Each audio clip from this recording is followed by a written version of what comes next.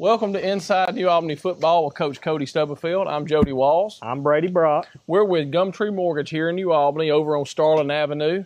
We specialize in home financing needs, whether it's a purchase, a refinance, or a new construction. And we're super passionate about trying to help you find the home of your dreams, help you get it financed, just like this one right here. Go Dogs. Go Dogs.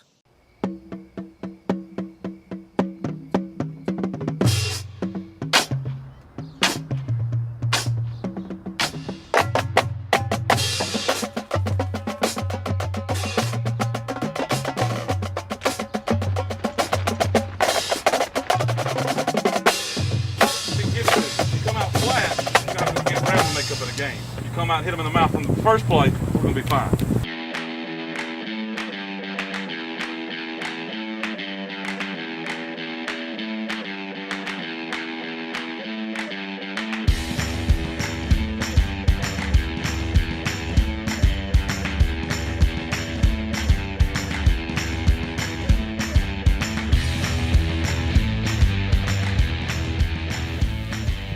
Well, hello. Welcome to Week 10 of Inside New Albany High School Football with Coach Cody Stubblefield.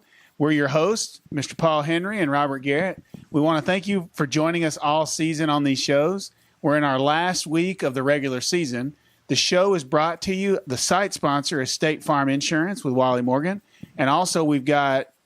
It's Gumtree Mortgage right down the road. It's Brady Brock and Jody Walls. Those guys, along with Wally Morgan, do a tremendous job supporting us year in and year out. So we greatly appreciate what they do for us. So if you need a home mortgage financed or you need some insurance, these two folks will take care of you. Well, Coach, we rolled down Highway 15 last week to South Pontotoc and came home with a W, didn't we? Yeah, absolutely. You know, that's our third win in the division. We're 3-1 going to this last week. South Pontotoc team that's been better the last couple of years beat us last year in a game where we turned the ball over too much.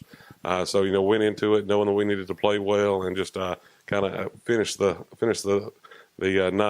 division moving forward to that last game of the year.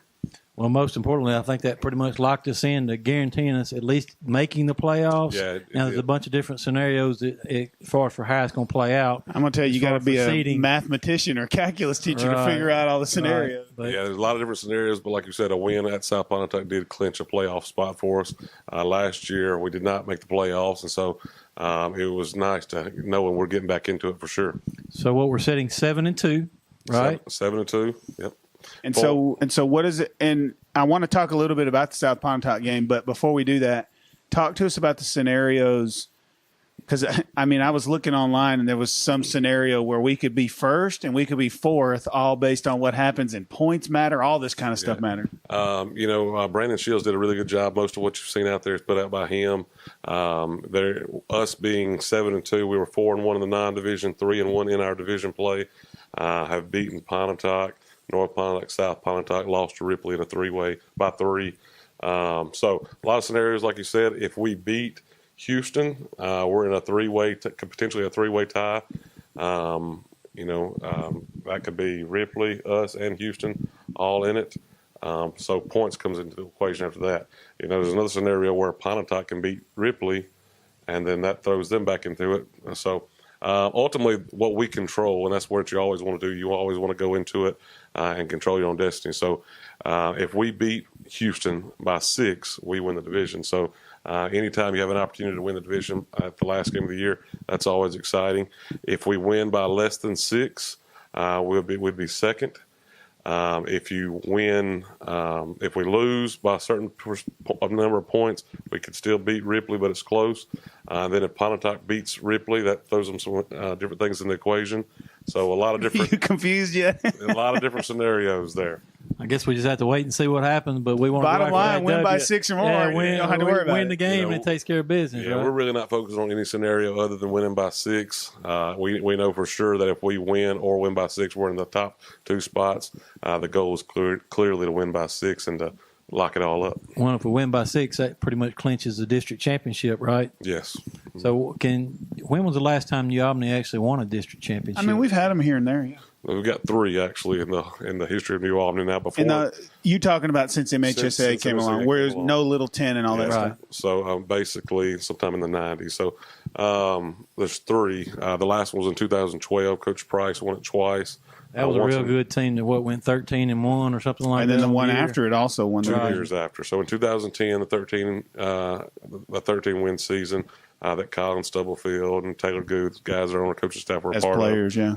And then 2 years later, they won it again. I think they were 8-5, 9-5, somewhere around in there. Well, that tells you how much it comes full circle, doesn't it? When you've got coaches that actually played on those teams, actually coming back, and then here we are sitting. Yeah, and on that team, there were also a bunch of players whose dads won the Little 10 as players. So it all goes full circle in New Albany, it seems like. No doubt. The big thing is, like I said, though, even though it's been 10 years either way. So 2012 was the last time that New Albany has won the division.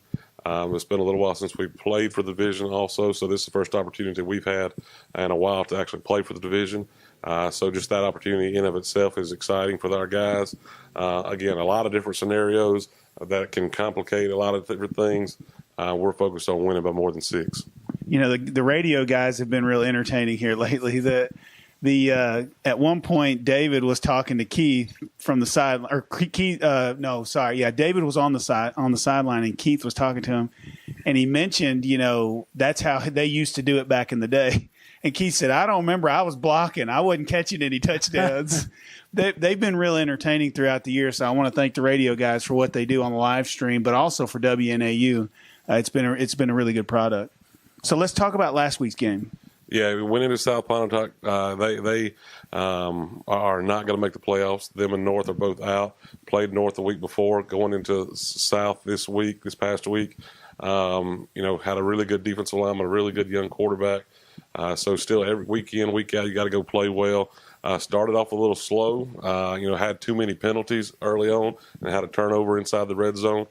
So really just didn't get off to a great start, even though we were up the whole game.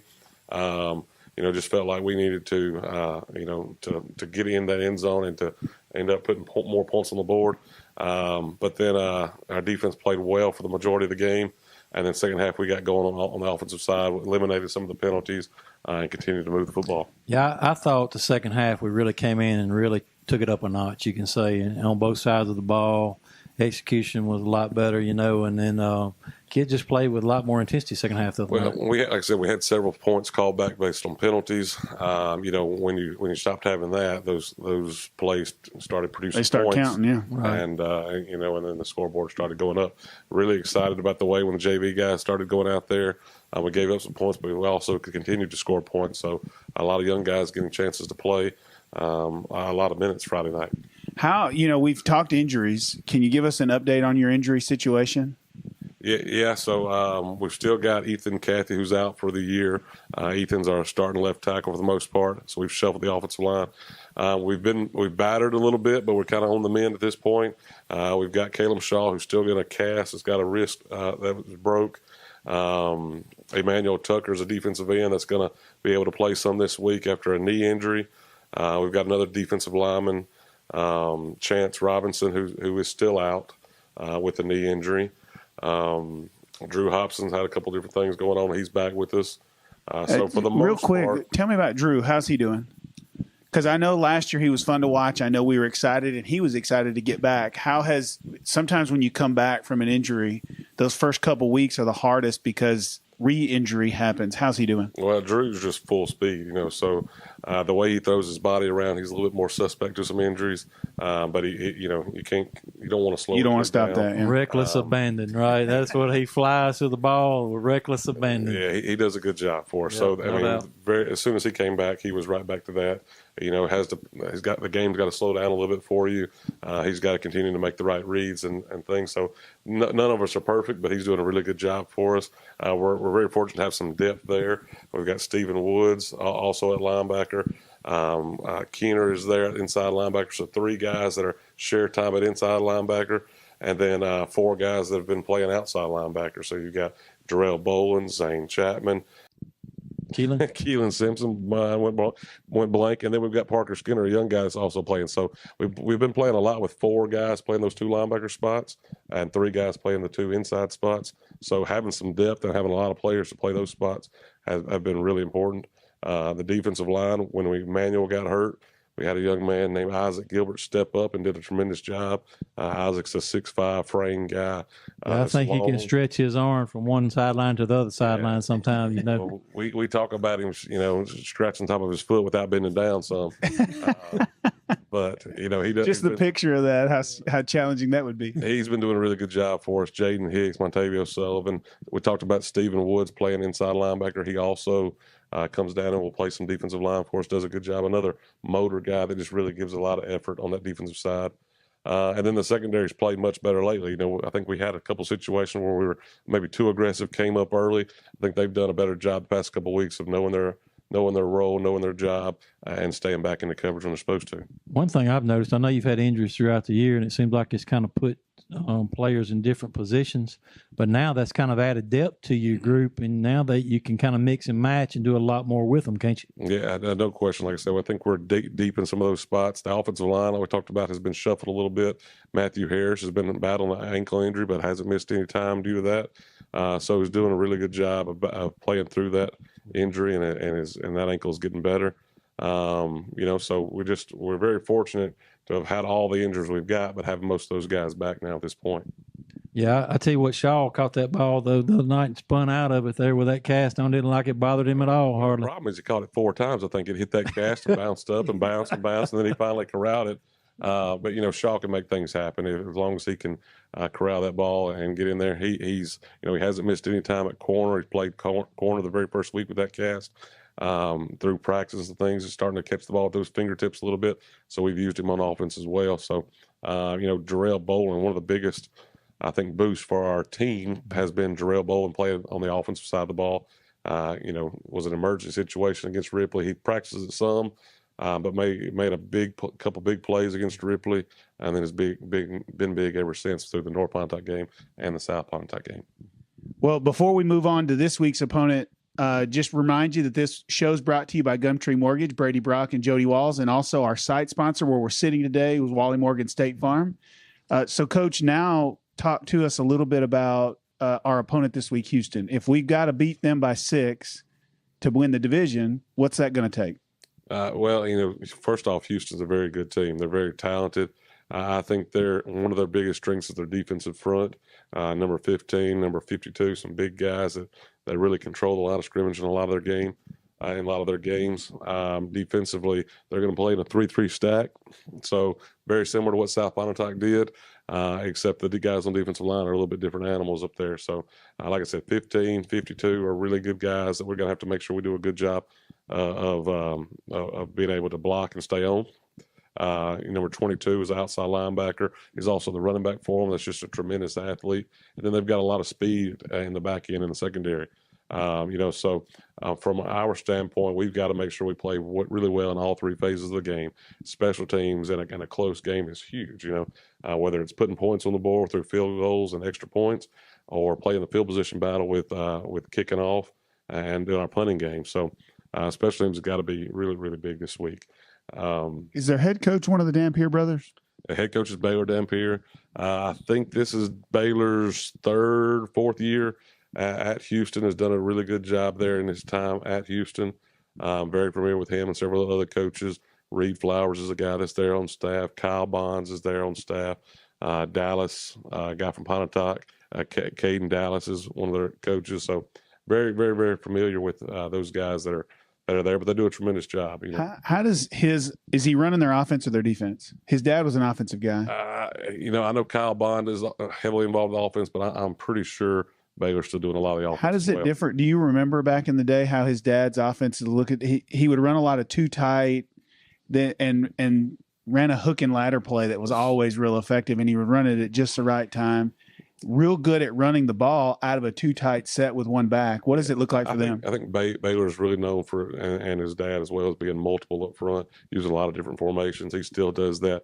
They're going to try, first and foremost, they're going to try to find a way to run the football. So you're going to see tight ends, wings in the game, multiple H-backs trying to run power and some of those things and stretch.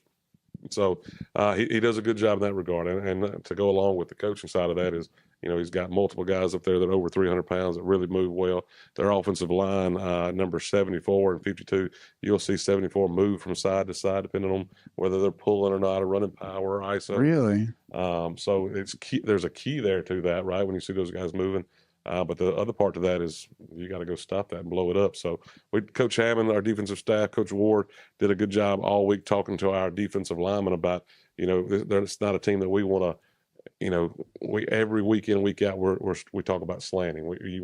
They've got the size, they've got some of that strength. We've got to use our quickness there. We've got to get across their face and present problems by using our speed. It's funny. Houston has got a long tradition. Got a couple guys in the NFL, played on D lineman. They've always had a good defense. Always had those big athletes down there, right? Yeah, absolutely. Like I said, it's a typical Houston team that you've got there. They're going to have a lot of size and a lot of speed in the back end. They've got a quarterback that is not as mobile as they've had in years past, but does a good job running the offense and can throw the ball. When they drop back and throw the ball, they're going to throw it to number 2 for the most part. Is a very good receiver. But I can't stress enough, they're going to start by trying to run the football. And I think defensively, from our perspective, we've been better against the run than we have anything else all year. Well, no, I was told, I think they had an injury to a running back early, but I've heard this backup running back's pretty salty also, right? Yeah, just a really good, talented young man, runs the ball hard. He's a senior. What number is he? He's 22. 22.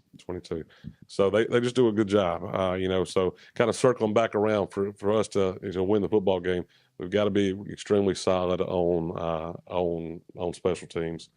Defensively, we've got to be able to hang in there and stop the run when we need to. Offensively, we want to spread them out a little bit more. We certainly want to be able to run the football when we call those plays, but we're going to try to spread them out. Let Braden, read the defense, make passes. We want to continue to have a high percentage.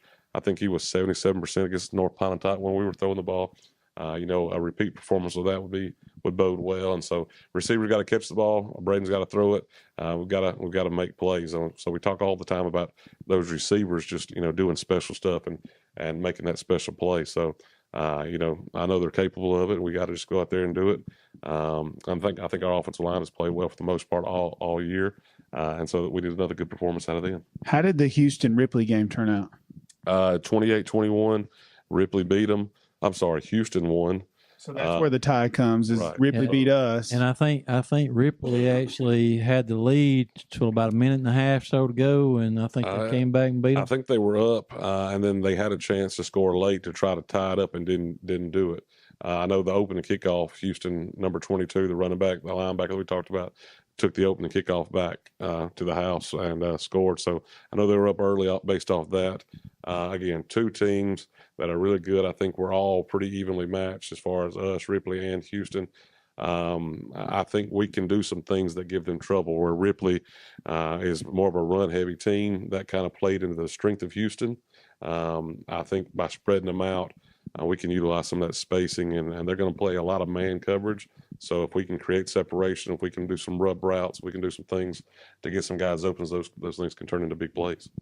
Yeah, so what else don't we know? Give us one more insight into the game or even into the week. We talked about injuries, we talked about Houston, we talked about your preparation. What's one thing? I mean, the game's on Thursday. It's not on Friday this week. So if you're wanting to see it, it's at home, right? Yeah, it's Thursday night. We've got senior night coming up. It's our last regular season home game. So anytime that happens, we're going to recognize our seniors, and it's not just football. That's football, band, cheer, ROTC, and cross country. All those programs are going to be recognized, and that starts at 6:30. So 6:30 senior night, 7 o'clock's kickoff. A chance to win the division, but the big thing is, these guys have worked hard.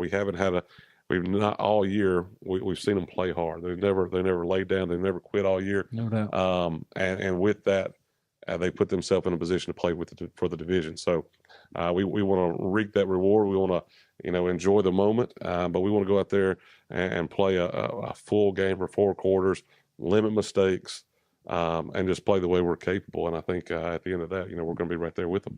Yeah, exciting. I mean, 7-2 at the beginning of the season. I mean, clearly you want to win every game, but to walk into a season and be 7-2 with a chance to win the division, playing at home for that chance to win the division, it's an exciting season. Well, like you said, I think the big thing is every year. If you can end the year with a chance at winning the division, you'll sign up for that every year. So Absolutely. our guys have done that. So we're excited about that. We want to finish this we call it the second portion of the season. You got 9 division, then playoffs. So we want to finish this one. We've got a chance to win the division. We certainly want to do that, and then turn our sights on that week 1 in the playoffs and kind of make a run and see what we can do in the postseason. So tell me about the playoffs, because I know that'll be the next question. Obviously, if we're first or second in the division, it's a different scenario than if we're third or fourth. Does first and second play at home and third and fourth play away? Is that how that works? So there's 4 teams out of each region that make the playoffs. 1 and 2 do host a home playoff game. 3 and 4 would be on the road. This year we match up. We're Region 2. We match up with Region 1. So that's Itawamba, Shannon, Corinth, Caledonia, some of those teams. So Itawamba is going to come out number 1 in that, right? Yeah, they've already clinched that. So we know Itawamba's 1. Pretty sure Shannon's 2, Corinth's 3, and I believe most likely Caledonia will be 4th. I'm sorry. We for sure don't want to be 4th and have to play Itawamba again. Well, then. If we not at least in the first week of the playoff. Right. Well, I mean, they're certainly one of the better teams in 4A. If we don't spot them 21, we're right there with them. Absolutely, in week 2. But and I feel like we've gotten better too. First round. Yeah, definitely. So if we finish second, we're most likely playing Corinth again. We've already beat them at Corinth, and then if we finish, if we finish second, it's be Corinth. Third, it would be Shannon. So, that's right. But team, right there, those are all games that we think we can win. So regardless of where we go, you start looking at week 1, well, you got a chance there. What does week 2 look like? But you still got to take it 1 week at a time. And do they still swap? Like if you play away the first week, do you play at home the second week no matter what? Yeah, well, so first off, it goes by seed. Second round, it goes by if you haven't hosted, you get to host. If you both hosted, then it goes back to the seeding. So if we're a 3 seed and we play somebody, Shannon away, for example, we would most likely we would host the next week. Round. Okay, all right. Well, I can tell you this: it's a very exciting time in New Albany football right now, isn't it? Yeah, absolutely. Again, we're really excited about the opportunity to play for the division. A good team's going to come in town. Like I said, they're well coached. They're going to be good on both sides of the football. We've got to find a way to stop the run. We've got to play well on special teams, and then we've got to be a high percentage on offense and throwing the ball around. Well, we know that last week we couldn't live stream the game. Anytime you go to an opponent's stadium, they dictate whether or not you can stream or not, and they have a situation set up where they're streaming, and so it didn't work out. But what about this week? Well, this week we're back here. We'll have our guys being able to stream. I know Mr. Russell's under the weather, so not sure about all the things there. But if absolutely possible, we're able to stream, we're going to. I know those kids want to do it. I know our men at the WNAU radio want to do it. And so we certainly are hoping we're going to have the stream tomorrow night. Well, good. Well, good luck, Coach. Hope it works out. Good luck to the players. Really excited and hope that we can sit here next week preparing for a playoff game as the division champion. No doubt. That'd be great for sure. Well, again, this show's brought to you by Gumtree Mortgage, Brady Brock and Jody Walls, and also our site sponsor, State Farm Insurance. We really appreciate you watching. Hope to see you next week. Go Bulldogs. Wally Morgan State Farm is proud to host Coach Cody Stubblefield's New Albany Bulldog pregame show. At Wally Morgan State Farm, family is important to us. We think of ourselves as a family and our community as a family, and nothing is more important than nurturing the youth in our community. We are super proud of Coach Stubblefield and all the work he's done for Bulldog football, and we are super excited to support him and the entire team and see what they do this season. Go Dogs! This week's Hype Video is brought to you by Pam Brown State Farm. Like a good neighbor, State Farm is there.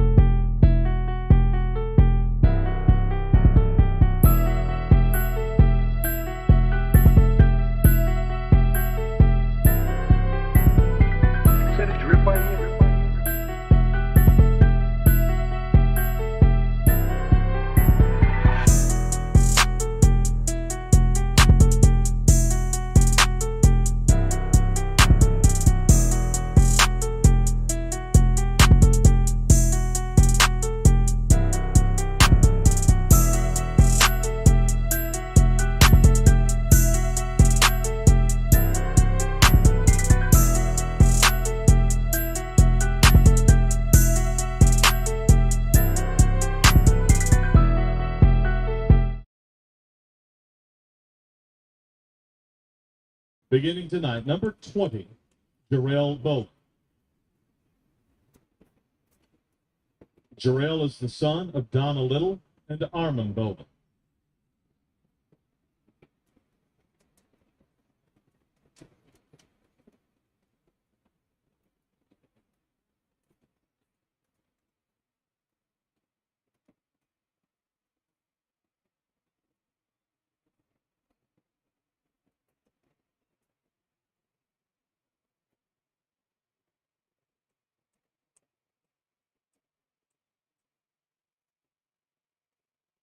Senior number 22, Cody Atkins. Cody is the son of Marvy Graham and Kendall and Mary Atkins.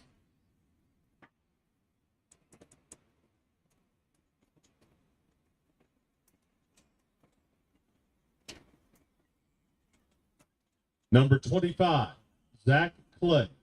Zach is the son of Sadina Clay.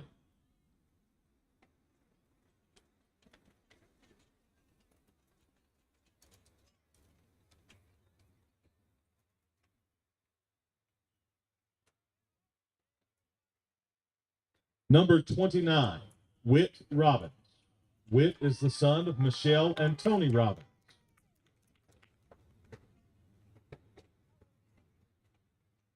Whit is also a senior member of the Pride of New Albany Marching Band. Number 32, Latarian Cameron. He is the son of Brakia and Jarvis Faulkner.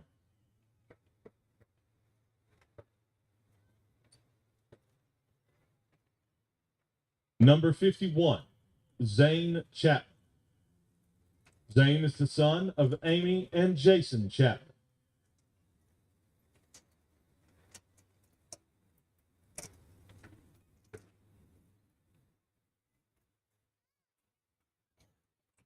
Number 54, Peyton Rogers. Peyton is the son of Stephanie and David Gray.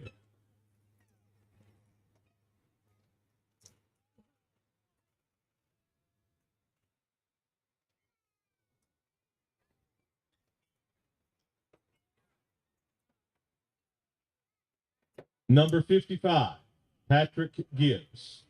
Patrick is the son of Jade Taylor and John Tavius Payton and Dee Gibbs.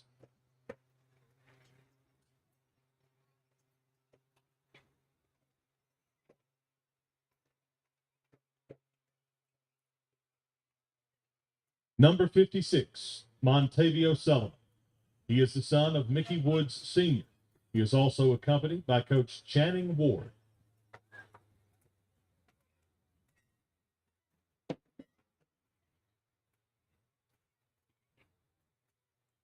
Number 62, Matthew Harris. Matthew is the son of Matt Harris and the late J.J. Harris.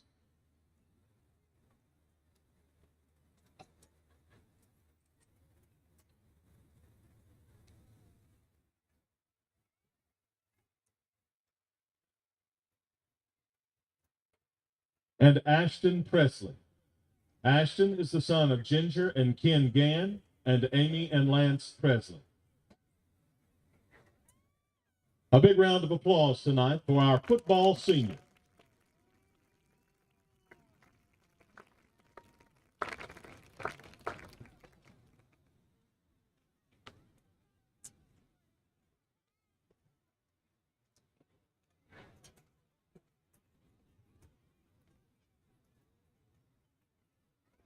As our football families move across the field, we recognize our senior cheerleaders tonight.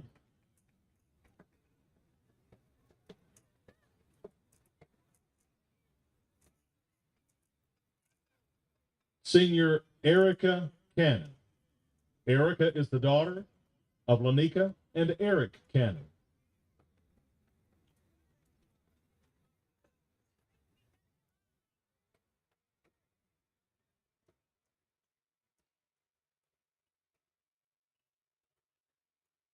Natalie Creekmore.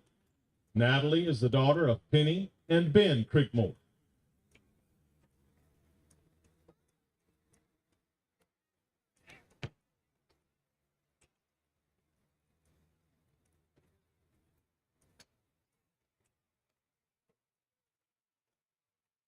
Justice Hawkins.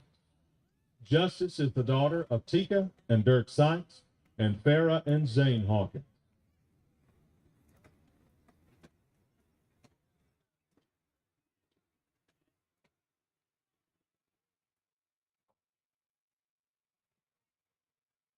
Gracie Mason. Gracie is the daughter of Laura and Dr. H.F. Mason.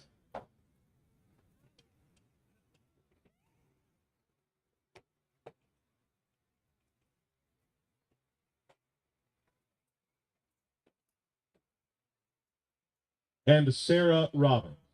Sarah is the daughter of Teresa and Rick Robin.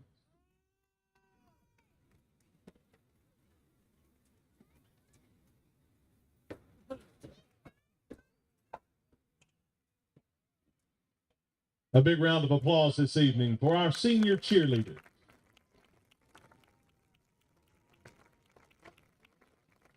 As our cheer families exit the field, we now honor the Pride of New Albany Band seniors.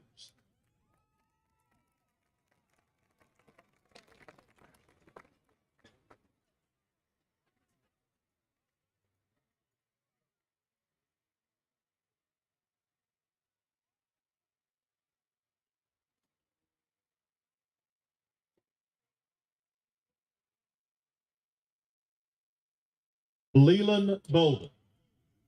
Leland is the son of Karen Jumper.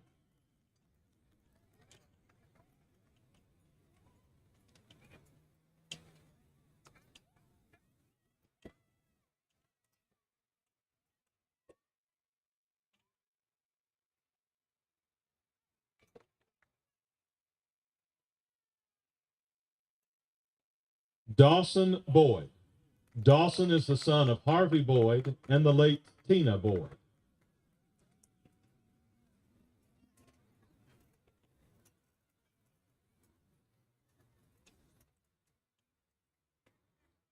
Stephen Calthart.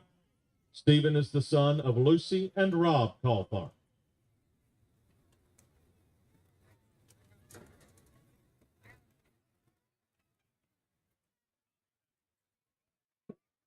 Jana Faith D. Cornelius. She is the daughter of Patsy Cornelius.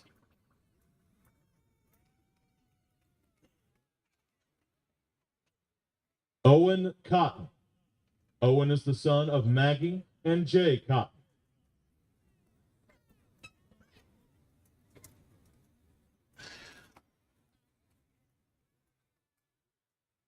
Drum major Eric Flores. Eric is the son of Sandy Velasquez and Martin Flores.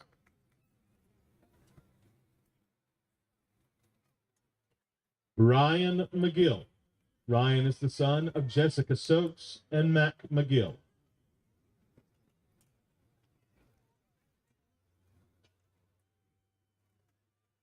Kaylee Mason. Kaylee is the daughter of Denise Mason.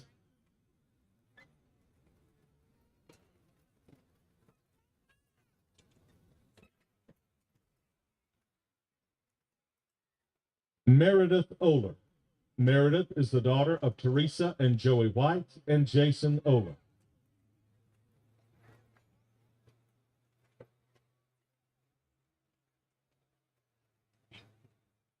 Braden Robinson. Braden is the son of Ebony and Craig Robinson.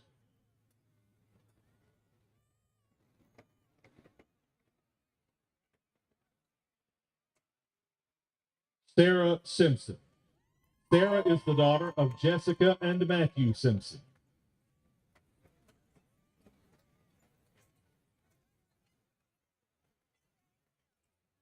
Gerald Torres.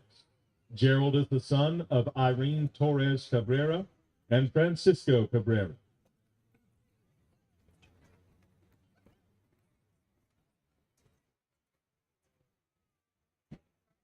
Catherine Vasquez Arizola is the daughter of Rosa Arizola.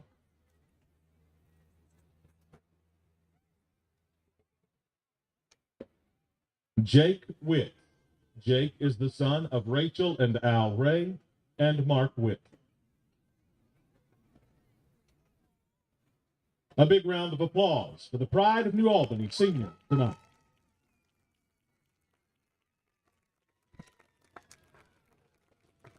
As our band families exit the field, we now make way for our Bulldog Cross Country Seniors.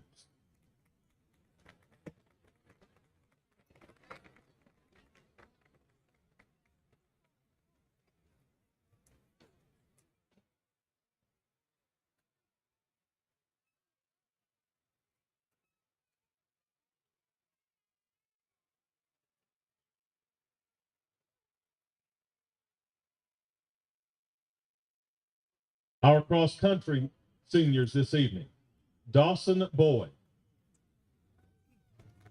Dawson is the son of Harvey Boyd and the late Tina Boyd.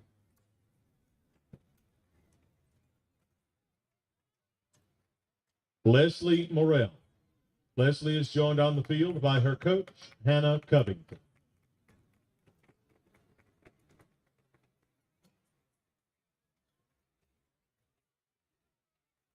Johnny Devon Hurd is the son of Sherry Hurd Hyatt and Johnny W. Hurd Jr.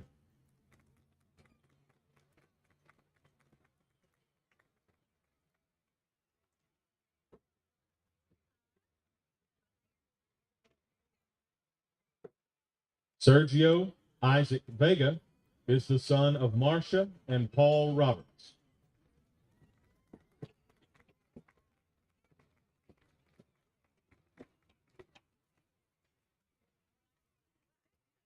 Leland Bolden is the son of Karen Jumper.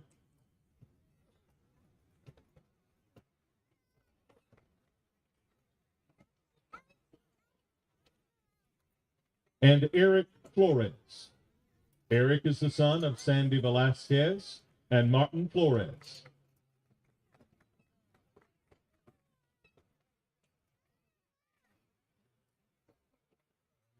A round of applause this evening for our Bulldog Cross Country Senior. As our cross country families exit the field, we make way for our junior ROTC seniors.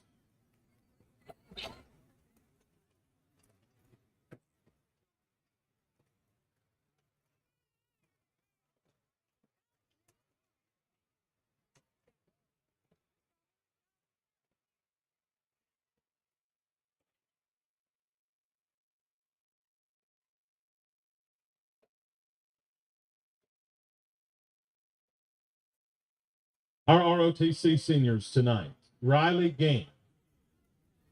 Riley is the daughter of Ginger and Ken Gann and is also accompanied by Leanne Dodson and Kinsley Gann.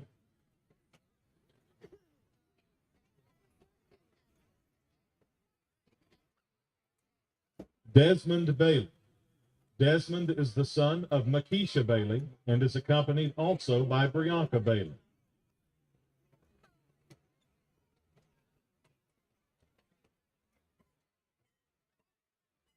Kanaya Tate is the daughter of Dorothy Tate and is accompanied tonight by Jay Tucker and Malaysia Hunter.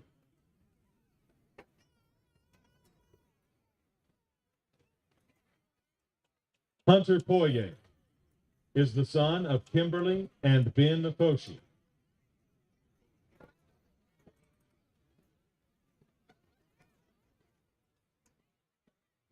Jackson Thompson is the son of Leanne Bullwinkle and T.J. Gresham and Grady B. Thompson.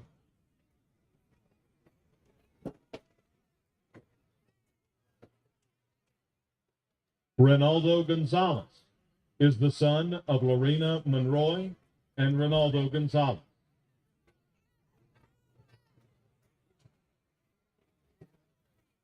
Brandy Gonzalez is the daughter of Lorena Monroy and Ronaldo Gonzalez.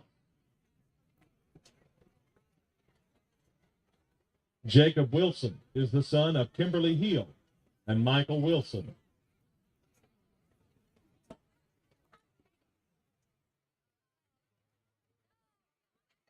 Avery Carter is the son of Valerie and Anthony Carter. The ROTC would also like to recognize Senior Cadet Lanaya Terry, who is unable to attend tonight. A big round of applause for your junior ROTC seniors.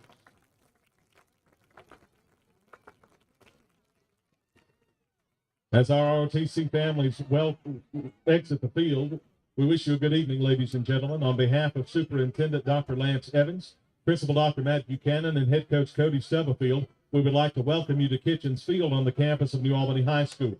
Tonight's matchup features your Bulldogs of New Albany High School taking on the Hilltoppers of Houston High School, coached by Baylor Dampier. The team's coaches, student body, and fans of New Albany High School would like to welcome you to tonight's matchup. The high school athletes that are competing this evening are friendly rivals as members of opposing teams. These two schools are members of the Mississippi High School Activities Association and abide by the rules and regulations as set forth by the association to maintain and improve high standards of conduct, competition, and relations with member schools. The visiting team in every interscholastic contest is the guest of the home team, and they are expected to be regarded and treated as such. Profanity and vulgar cheers are abusive to other spectators and also a reflection on your school and community. This type of behavior will not be tolerated and may cause your team or school to be placed on probation.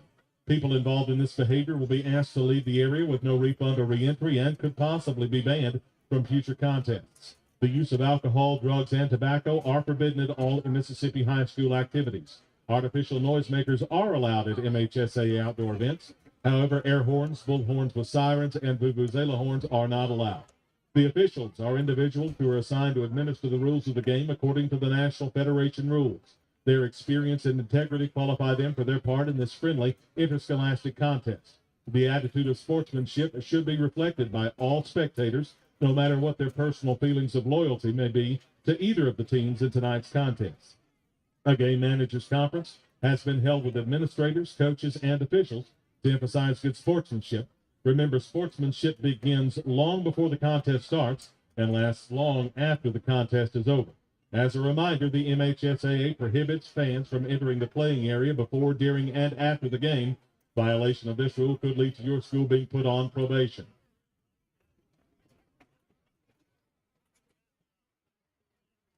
As we prepare for the playing of our national anthem, we do this to honor and respect every military member who has given his or her life in order that we may enjoy the freedoms of living in this great country for which they fought.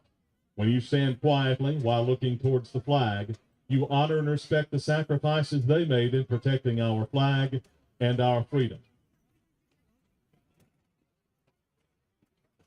At this time, we ask that you please rise and remove all headgear for the presentation of the colors and the playing of the national anthem by the All-Superior Pride of New Albany Marching Band. Tonight, the colors are being presented by the New Albany High School Air Force Junior ROTC Color Guard.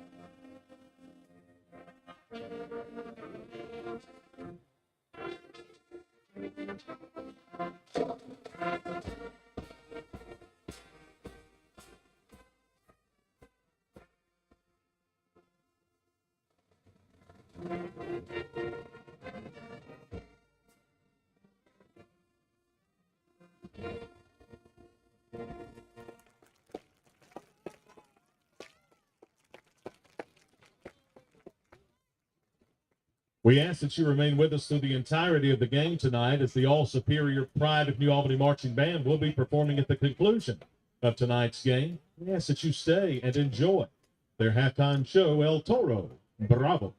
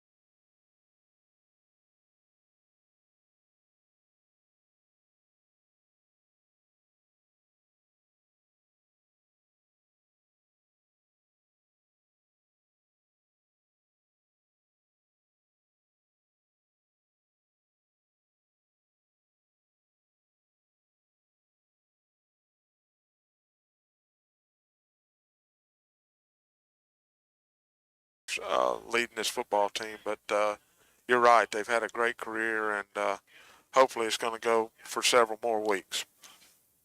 And I think that's exactly what's going to happen.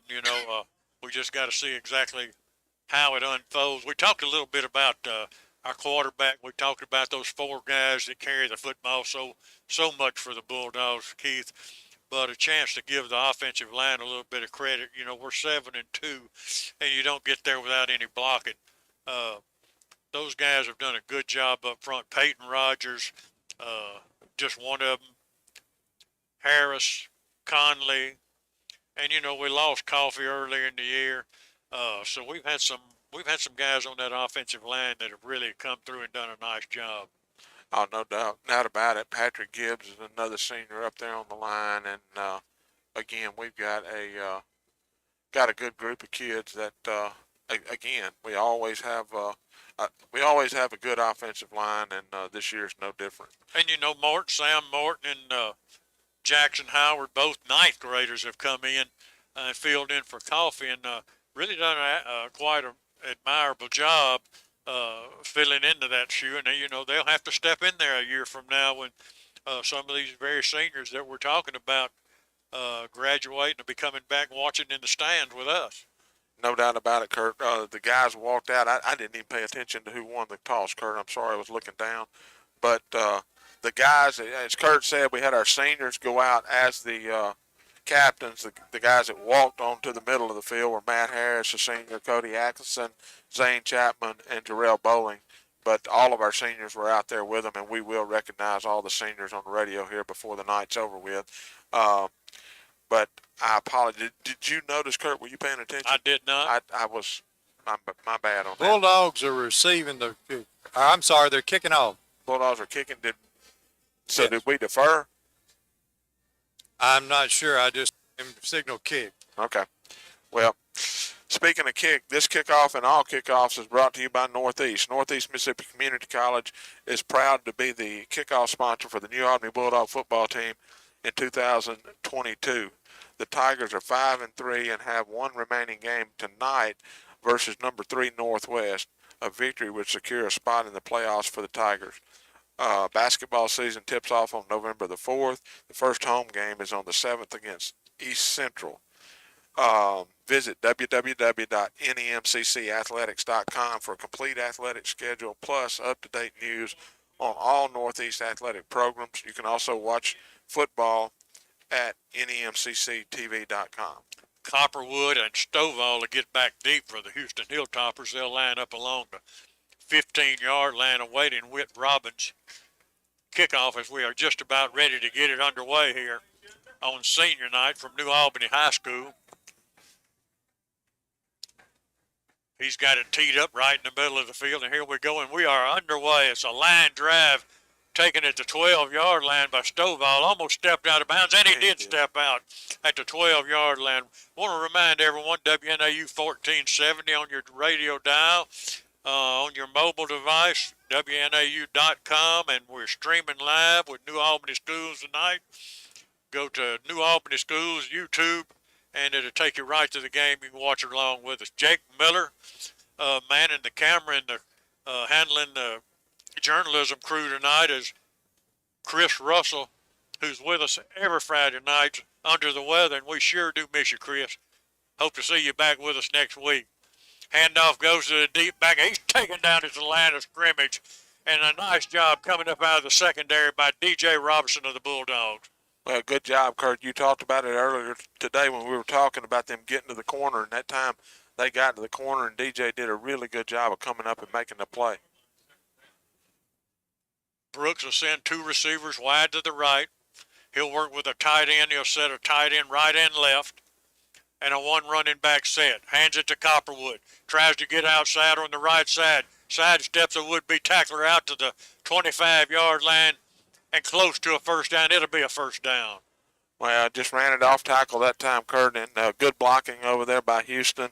And as you said, number 22 for the Hilltoppers is a quality back, and just really and truly going to have to shut him down if we can. Twin receivers to the left. Hand off to Copperwood. He's got running room. He picks up a block. He's got a foot race going on with DJ Robinson at the 20 and taking down. He kept his feet. He's in the end zone for a touchdown. And we've got a flag back upfield, and I think it's going to come back, David Good. I don't see it, Kurt. Well, I thought I saw one there about the 28-yard line, maybe. No, I think it's somebody's towel off their jersey. Just ran it right off tackle that time, Kurt, and good blocking on the right side by the Hilltoppers. And once Cooper Wood got to the edge, DJ did a good job and just couldn't get him on the ground, chasing him down, but couldn't get him on the ground. Extra point brought to you by Tallahatchie Gourmet. It's up, it's high, it's long, and it's good. We'll be back in 60 seconds. It's finally game time. The smell of the fresh cut grass, the sound of the drums as the band gets ready to perform, and of course the roar of the crowd as our hometown New Albany Bulldogs enter the field. Jody Walls and Brady Brock with Gumtree Mortgage here in New Albany remember those days and agree they were some of the best. They also want your mortgage experience to be the best as well. They pride themselves on excellent customer service and establishing a personal connection with their clients. They also have the knowledge and programs to fit your mortgage needs. So whether you're building, buying, or refinancing your current home, they want to help. Call them and set up an appointment today. Jody Walls and Brady Brock with Gumtree Mortgage. Let them help make your dreams come true. Go Dogs!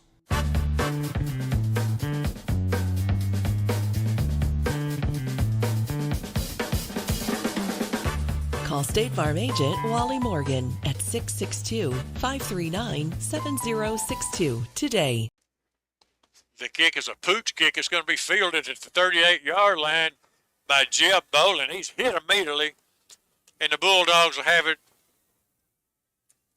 We're going to have to see where they're going to mark. They're going to take it all the way back. They're going to mark it at the 36-yard line, apparently. 1st and 10 for the Bulldogs. I wondered if Jeb had done a fair catch, but he didn't, and I hit him, and good job of holding on the football. But we do have good field position right here for the Bulldogs. Hilltopper started off with a quick touchdown, so the Bulldogs need to answer back and send twin receivers left and right. Cody Atkinson will be the lone running back. Shettles back to pass. He's looking, he flares it out in the flats, and Cody Atkinson can't get it, and it's incomplete. Well, Braden just led him just a little bit that time, too much. It was a good play set up. Would have actually picked up probably about 5 yards.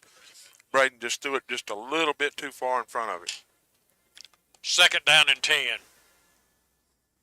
Mark it at the 36-yard line. Topper show blitz. Completes it across. It's intercepted. DJ Robinson had it, and he let it go and intercepted and taken back to the 12-yard line. I thought DJ had it and was running down the field with it. They took it right out of his hands, Keith. Just a little slant there, and he hit him in the hands, and the ball went through his hands, and the guy from Houston was standing right behind DJ, just made the play, caught the ball. I really thought DJ had it and was going to be able to pick up the 1st down. So the Hilltoppers have a 7-0 lead and excellent field position at the 13-yard line. As Brooks calls out the signals and the Bulldogs blow a gap, it'll be a 5-yard penalty. Got a little anxious there and got in the neutral zone. Going to give them 5 yards. It'll be 1st and 5.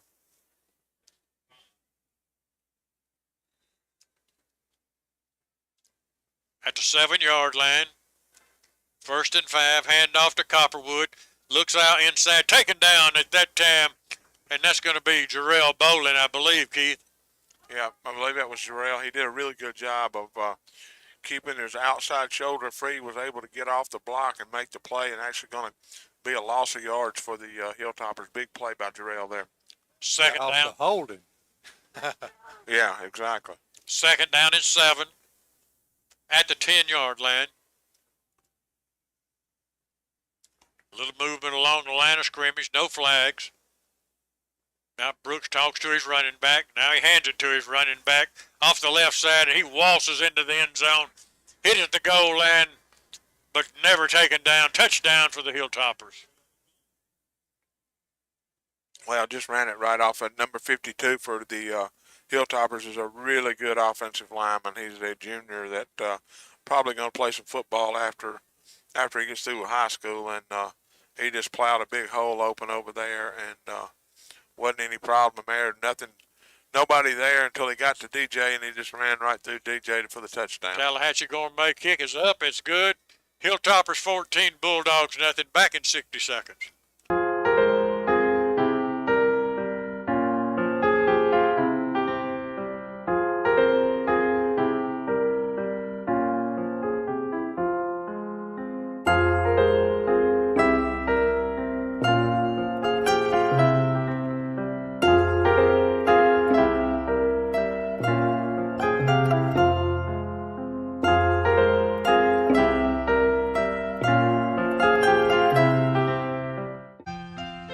Insurance agencies and companies may appear to be the same on the surface, but you'll discover a world of difference when you look a little closer. The biggest difference is the people who serve you. At Collins Insurance Agency, we've been through the good times and the not so. They're just blowing us off the ball.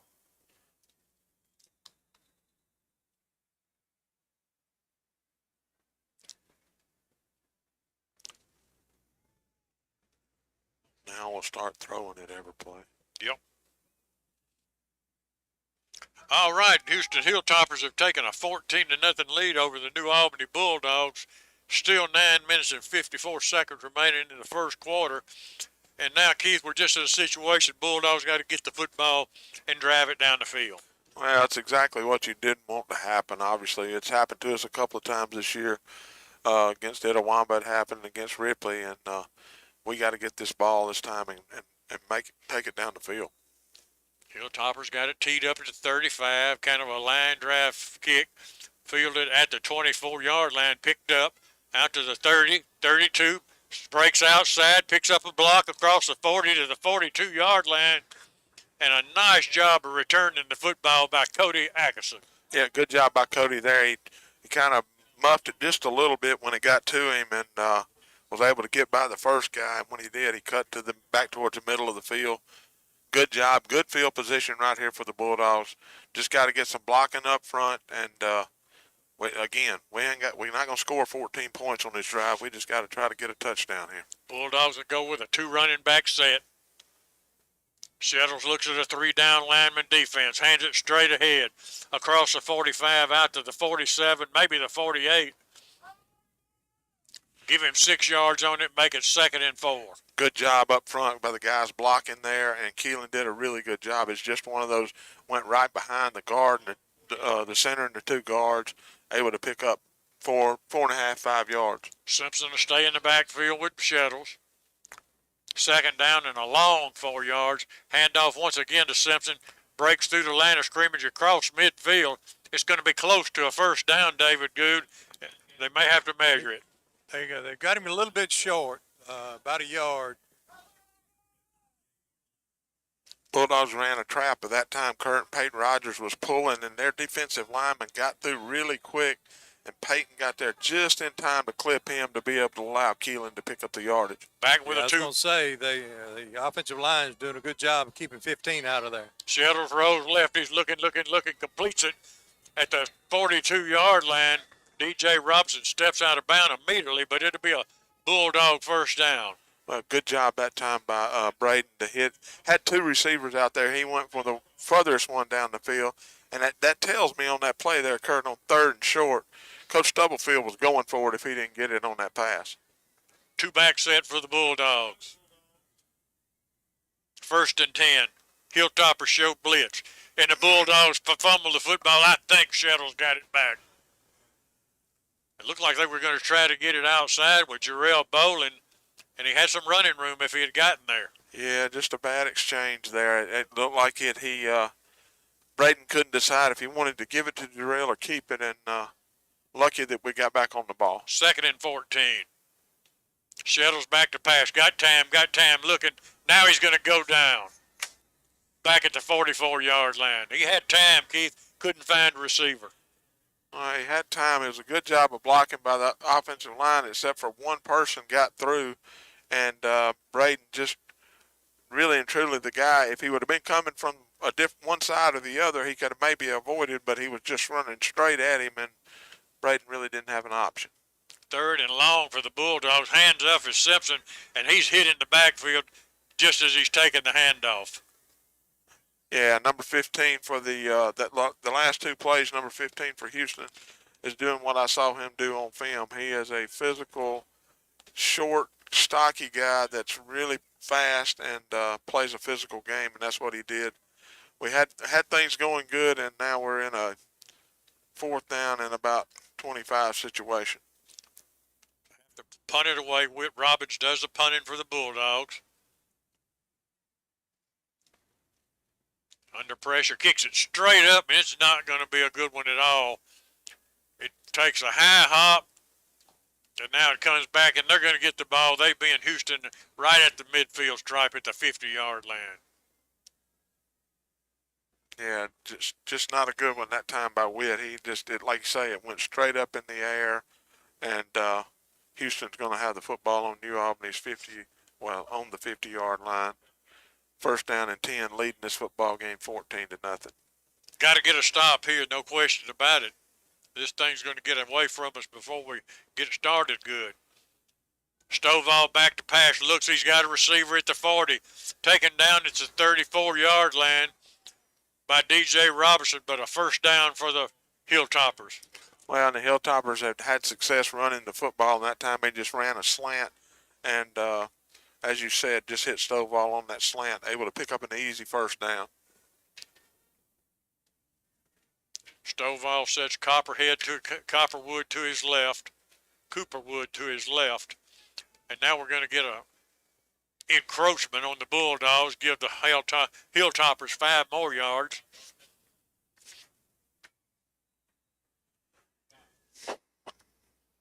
And it'll be second down or 1st down, Keith? I think it's second, Kurt. No, it's 1st. 1st and 5 for the Hilltoppers. Hand off to Cooperwood. He breaks one tackle, breaks another, still on his feet fighting. Going to be taken down at the 26-yard line. He gained a yard out of it. It'll be 2nd down and 3. Good job there by the Bulldogs of getting penetration, getting in the backfield, not able to get him on the ground with the first contact, but a good job of pursuing to the football.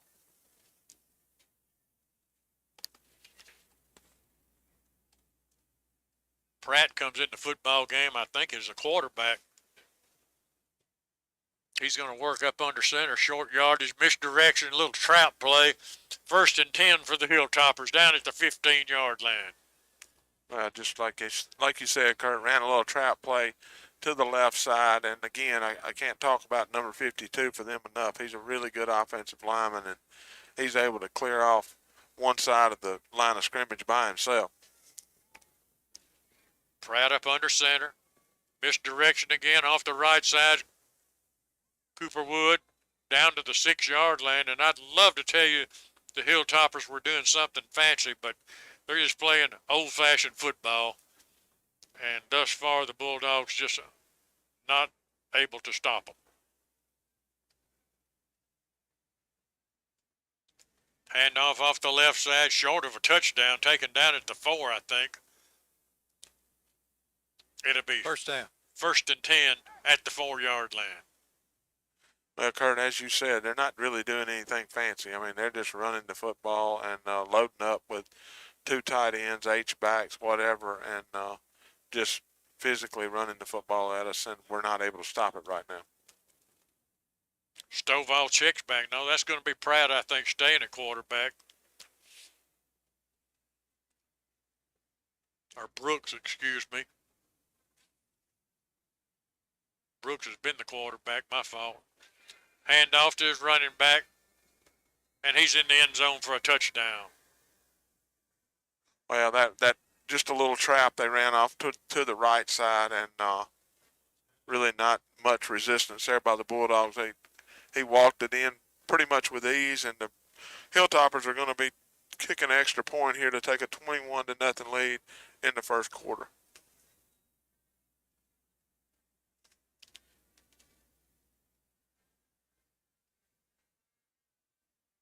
Hilltoppers are lining up, snaps back, it's down, and the Bulldogs are going to block it and keep it at a score of 20-0. Houston Hilltoppers, 4:24 left in the quarter. We'll send it back to the station. You're listening to Bulldog Football on WNAU. Reason number 8 to bank at BNA, the technology you demand. We work hard to bring you the latest in banking technologies that make your life easier. Free ATMs, mobile banking, online bill pay, and more. BNA Bank, the bank for Northeast Mississippi.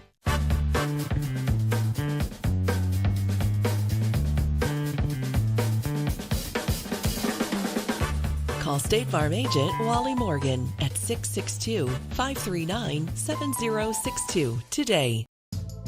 What will I find at Van Atkins? Well, diamonds. Lots and lots of diamonds. Jewelry that you will not see in any other place. Our Van Atkins collection is styled from beautiful pieces from the past with a fresh Southern update. I believe you'll find value too. You'll also find people who are a part of this community. If you're celebrating something, we're going to celebrate too. We really hope you'll find Van Atkins special. I'm Chuck Cooper, and I feel privileged to be a part of that. Jeb Bolin on the return for the Bulldog takes it out to the 40-yard line. First down, New Albany, trailing the football game 20-0. Still in the first quarter. Well, Kurt, when we had the ball the last time, we had something going. We were moving the ball, and penalties and fumbles and all that moved us back. So maybe the offense can get it going again. Two-back set for the Bulldogs. Hilltoppers are blitzing. Hand off to Cody Axon. He's got running room. He's across midfield to the 45-yard line, taken down at the 44. And a nice job of running the football. Nice job up front by the Bulldogs' offensive wall. Good job of the guys blocking up front. A little trap play. Cody did a really good job of getting into the hole and getting going, and big first down right there needed by the Bulldogs. Bulldogs try to go with a little tempo. 3 receivers right, 2 to the left. Shuttles back to pass under pressure, and he's going to go down again. And you're not going to have long to throw the football. These guys are coming, and they're coming hard. If you're going to throw it, you better get back and find your guy and get rid of it. Well, just nobody blocked the guy. I mean, he came from the outside, kind of the outside linebacker spot, I guess you'd say, and just nobody ever touched him, and easy play for him. Yeah, they're bringing more guys than we got blockers. And somebody's going to be free most of the time. They start out with a 3-down lineman set, but they're moving backers in and out. As the handoff goes off the right side to Axon, back to the 48-yard line. He gained 4 on it, 3 on it. It's going to be second down and about 14-13 for the Bulldogs. Yeah, as you said, Kurt, they're loading it up in the box, and they're bringing people from different places every time, and there just was nothing there. Going to be third and 13 for the Bulldogs. Twin receivers left and right. Now this time the Hilltoppers look like they're going to loosen those linebackers up a little bit. They've been bringing them almost every play, but third and long. Shettles has got time. He's looking, rolling to his right. Still looking. He's got a man. And he completes it at the 34-yard line. A nice job of catching the football by Jeb Bolin. It's going to be short of a first down by about 2 yards, and I certainly would expect the Bulldogs to go for it. Yeah, I would agree with you on that one, Kurt. Good job there by the offensive line, giving Braden some time there. He rolled back to his right and was able to hit Jeb. Like I said, just a little short. 4th down and about 2 yards to go. Now the Hilltoppers bring them back up at the line of scrimmage. Snaps a little high, handoff goes, they fumble the football, and it doesn't matter who got it. It's 4th down, and we didn't get a first down. So the Hilltoppers will take it over. First down at the 38-yard line, and the snap was just a little bit high. The snap was a little bit high, but I think it hit him in the hands, and Braden just wasn't able to get control of it, and then the exchange was off, and just not a good play on 4th down and 2. Houston's going to take the football back over. Got a minute and 53 seconds left in the first quarter. Houston leads 20-0. 3 receivers wide to the right. Cooper would be the running back. Brooks would be the quarterback. Brooks back to pass, under pressure, rolls right, throws it as far as he can. We've got a jump ball, and I think the Hilltoppers came down. Now they're going to call it incomplete. I thought they had come down with it. He was well covered back there by a couple of Bulldogs. Jump ball, incomplete to be 2nd and 10. Well, good job there, Kurt, by the Bulldogs on defense. And you're right, they were there, and I agree with you. I thought the young man from Houston had caught the football, but really and truly, the film that I watched on them throwing the football, the young man for Houston is throwing it better tonight than he's thrown it all year, because he was on point then. Bulldogs tighten up along the line of scrimmage a little bit. Shooter linebacker, take it down in the backfield at the 36-yard line. Might have got the line of scrimmage. We're going to say lost 1 yard on it. Make it 3rd down and 10. Well, good job right there by the Bulldog defense of getting penetration into the backfield. And, Kurt, I think I'm going to state the obvious here, but this is a big one right here, big possession play that we need to make Houston punt the football. No question about that. 3rd down and 11. Brooks is back to pass. He's got time. He's looking. It's complete, but it's short of a 1st down by a couple of yards. Wow, what a catch by Stovall. That ball was high, and we had a defender right on him, and he's able to come down with it. And I would think they're going to go for it here, to be honest with you. They're checking people in like they're going to punt it. I'll jump out the back window of the press box if they punt it. I don't think they're going to punt it.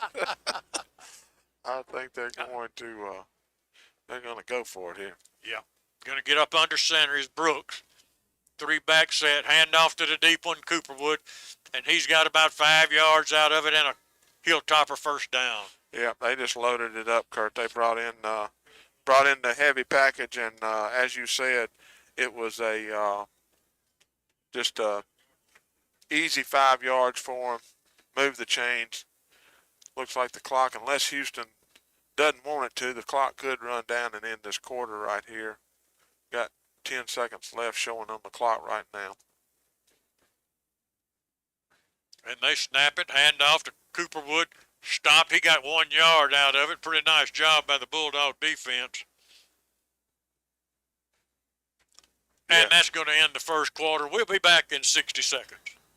It's finally game time. The smell of the fresh cut grass, the sound of the drums as the band gets ready to perform, and of course the roar of the crowd as our hometown New Albany Bulldogs enter the field.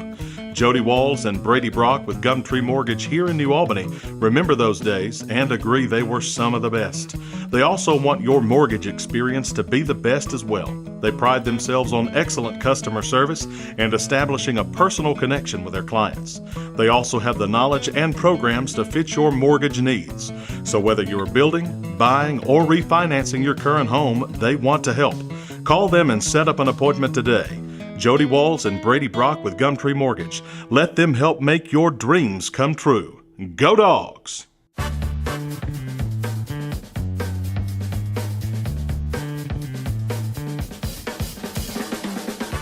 Call State Farm agent Wally Morgan at 662-539-7062 today. All right, we're back at New Albany High School getting ready to start the 2nd quarter. And the Houston Hilltoppers lead the football game 20-0. And Kurt, Houston pretty much just dominated the first quarter. No question about it. Ripley's taking a 9-0 lead over the Pontotoc Warriors. That's a 1st quarter score. And North Pontotoc leads South Pontotoc 6-0 in the 1st quarter. That's brought to you by Chevron Shortstop just across the street from New Albany High School.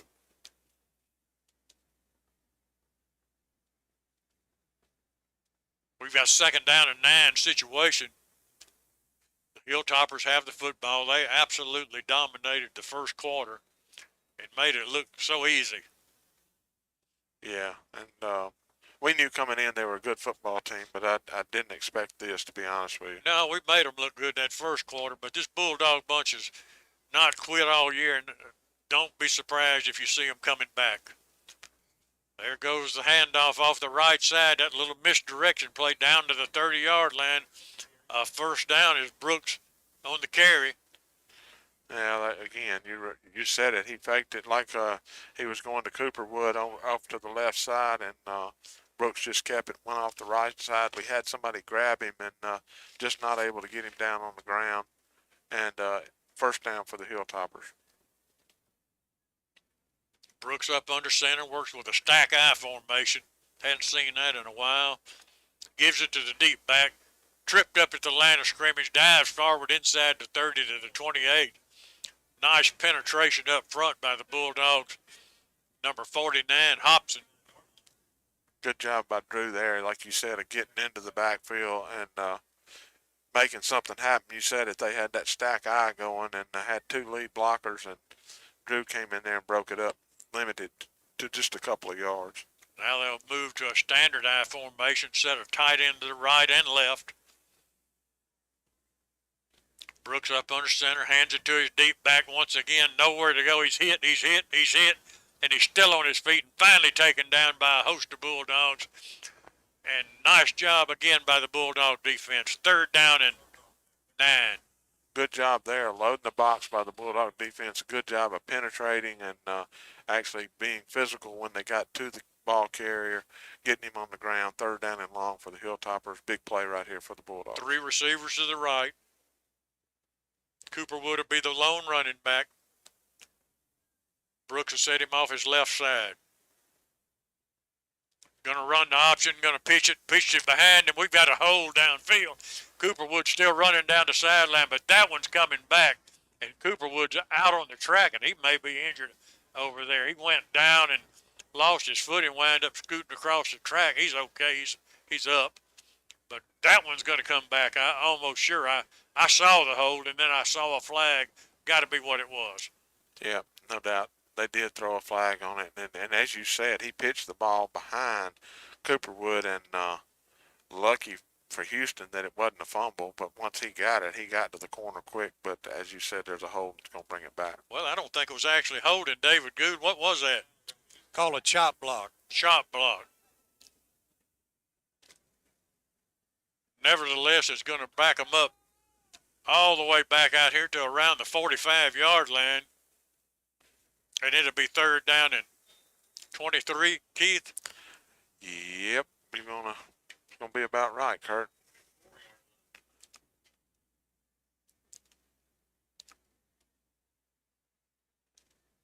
Brooks back to pass. He throws it as far as he can. Well covered. Completed it at the 10-yard line. Taken down at the 1. Wow. Cameron was step for step with him, but the receiver came down with it. I can't believe what I just saw there. I'm telling you, when I watched this team on film against the other teams, that boy, he was missing receivers. He put that one right on point. I mean, a perfect pass. Big play for Houston. First down for the Hilltoppers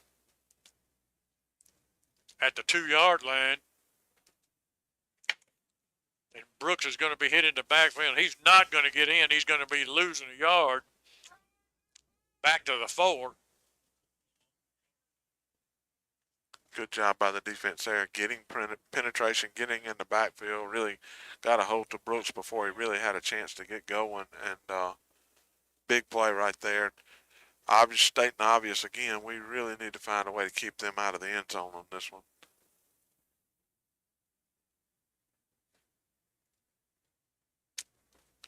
Brooks discusses the situation with his running back, Cooperwood.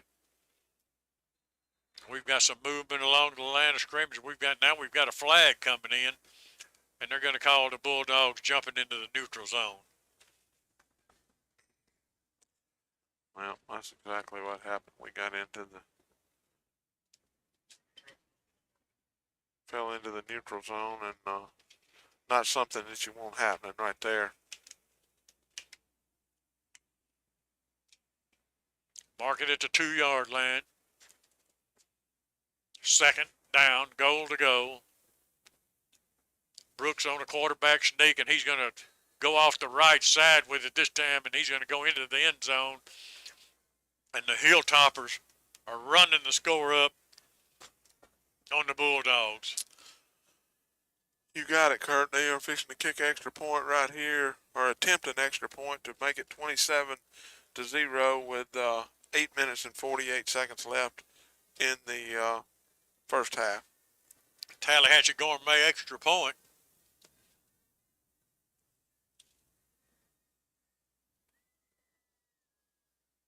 Is going to be up, and it's going to be long, and it's going to be good. 27-0. Hilltoppers back in 60 seconds.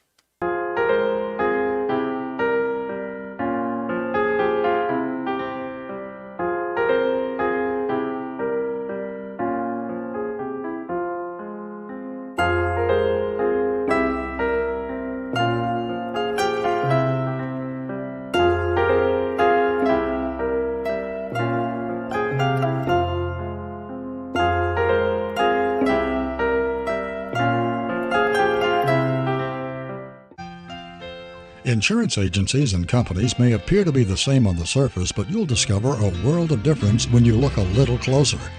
The biggest difference is the people who serve you. At Collins Insurance Agency, we've been through the good times and the not-so-good times too, always serving the people of this area with the very best in insurance coverage from some of the world's finest.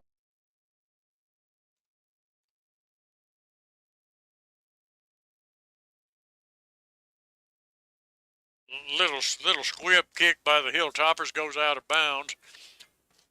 I want to recognize our guys down on the chain gang do such a good job for the Bulldogs. Jerry Foster, Walt Harrison, Jeffrey King, Chris Moore, and Brian Childs. Great crew we got down there for sure. No doubt. It really is. I mean, they do an excellent. Never any confusion with what's going on down there when you're at New Albany.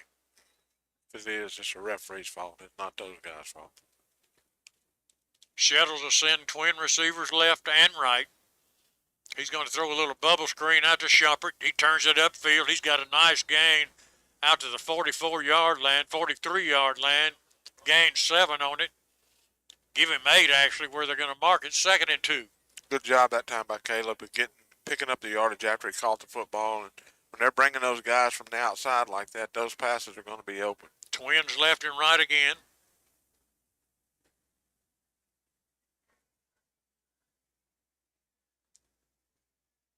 And Shettles talks to his running back. Now he hands it to his running back, and he's hit in the backfield. He just got nowhere to go. Simpson just got nowhere to go. He's hit by a host of Hilltoppers. Yeah, the Hilltoppers were in the backfield before he really ever got the football. 3rd down and 5 for the Bulldogs.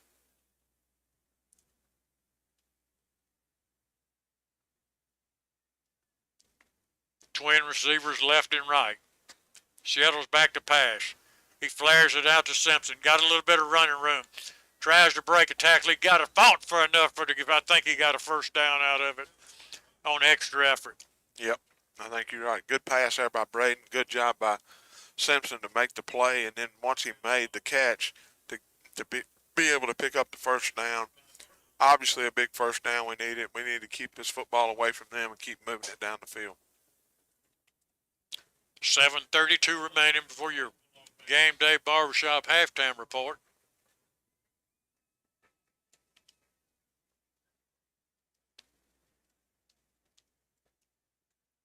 Shettles back to pass, looking how he's going to keep it, kind of quarterback draw, and he got the line of scrimmage all he'll get. I don't know where that was designed, Keith. It almost looked like it might have been a design play.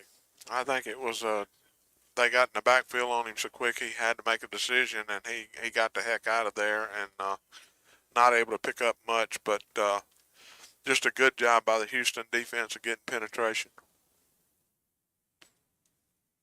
No gain on the play to be 2nd and 10.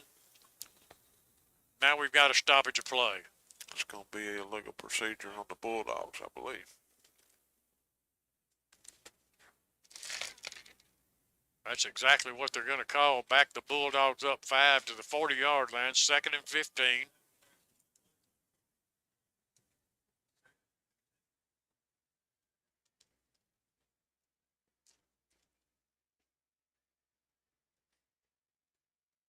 Shettles looks at a 3-down lineman set.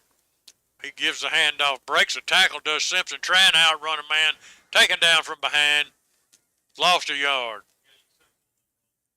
Well, what happened there, Kurt, we were running a trap play, and the guy that was the trap man that we were going to trap, he got up the field quicker than our guard could get there to block him, busted the play up, and Simpson made a good move just to get away from him.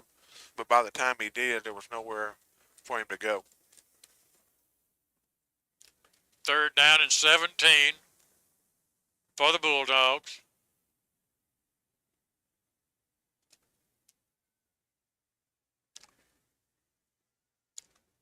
Shettles completes the pass at the 45, taken out of bounds at the 42-yard line at Shumpert, and there's a late hit. No flag. Wow. Good job that time by Braden. They were getting penetration again. Braden was able to step up and avoid the rush, and Shumpert was open there in the flat. He hit him and able to pick up the first down. Shettles talks to Simpson. Fakes the handoff to him. He's got time. He's looking for Shumpert. He's got Shumpert, and he's double covered. He couldn't come down. Got his hands on it. Nice throw and a nice effort by Shumpert, but good coverage by the Hilltoppers. Well, good job by the offensive line to give him time to throw the football. Braden really threw a really nice pass, and that just Houston was there to defend the play well and just broke it up.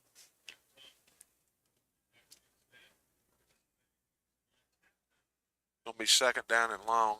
5:38 left in the first half. Houston leads the football game 27-0. Bulldogs have the football at the 42-yard line. Go with a 2-back set. Hand it to Simpson. And just nowhere to go. It's just not been there for him all night. Simpson's still trying. He got a yard out of it with extra effort, but just nowhere for him to go. Yeah, just Houston just physically winning up front on the defensive wall, and they're in the backfield before Simpson's getting the football, and nowhere to go. And as you said, Caleb did a really good job of trying to get yardage there. Shettles back to pass under pressure, runs it up the middle, got some running room. He's at the 30, turns it outside at the 25, down to the 20, and out of bounds at the 15-yard line, and a first down for the Bulldogs. Well, good decision there by Braden. It was they were rushing hard, and he dropped back, and I don't think it was designed to be a quarterback draw, but it could have been. But he did whatever it was a great play. Good job of running the football, able to get up big yardage. Bulldogs inside the 20-yard line, inside the 15-yard line. DJ Robertson and Shumpert wide to the left. Jeff Bolin to the right. Handoff goes to the running back. Bolin trying to get outside. Taken down at the 10-yard line. When Jarrell got to the outside, good blocking out there, and able to pick up some good yardage. And again, Houston's physical. They're playing a physical football game right now, and we're going to have to play it with them if we're able to get back in this game. Yeah. 2nd and 5 at the 10-yard line. Bulldogs trying to get on the scoreboard. Bolin in motion, flares it out to him, breaks a tackle at the 10. Bulls inside the 8 to the 6. It'll be about a yard and a half shy of a first down. It'll be 3rd down. We've got a stoppage of plays, timeout on the field by the officials.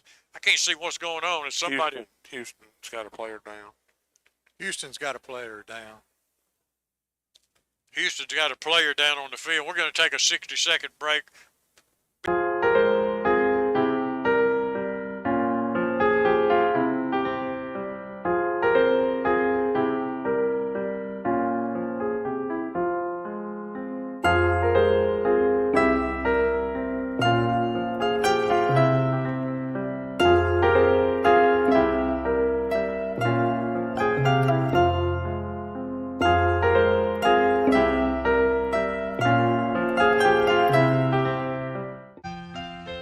Insurance agencies and companies may appear to be the same on the surface, but you'll discover a world of difference when you look a little closer. The biggest difference is the people who serve you. At Collins Insurance Agency, we've been through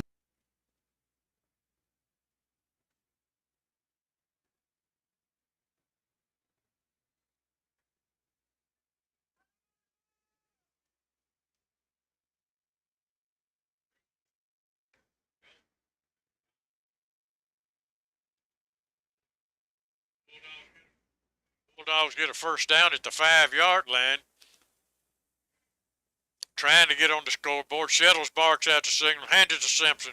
Looks left, goes right, nowhere to go. He's going to lose some yardage on it, Keith.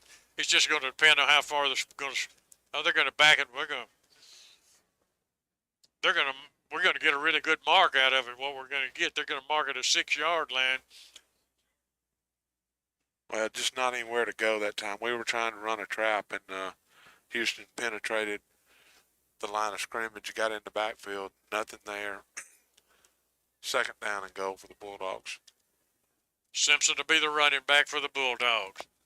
Shettles back to pass. He's looking. Rolls right now. He's coming back left. He's still looking. He better throw the football. Back, taken for a loss back at the 17-yard line. Well, just a good job by Houston of covering the receivers for the Bulldogs, and Braden couldn't find anybody open, and he went to the right, and then he came back to the left, and by the time he figured out where he wanted to go, they were on top of him. The ball's going to be at the 17-yard line. It's a goal-to-goal situation. Third down and 17 for the Bulldogs.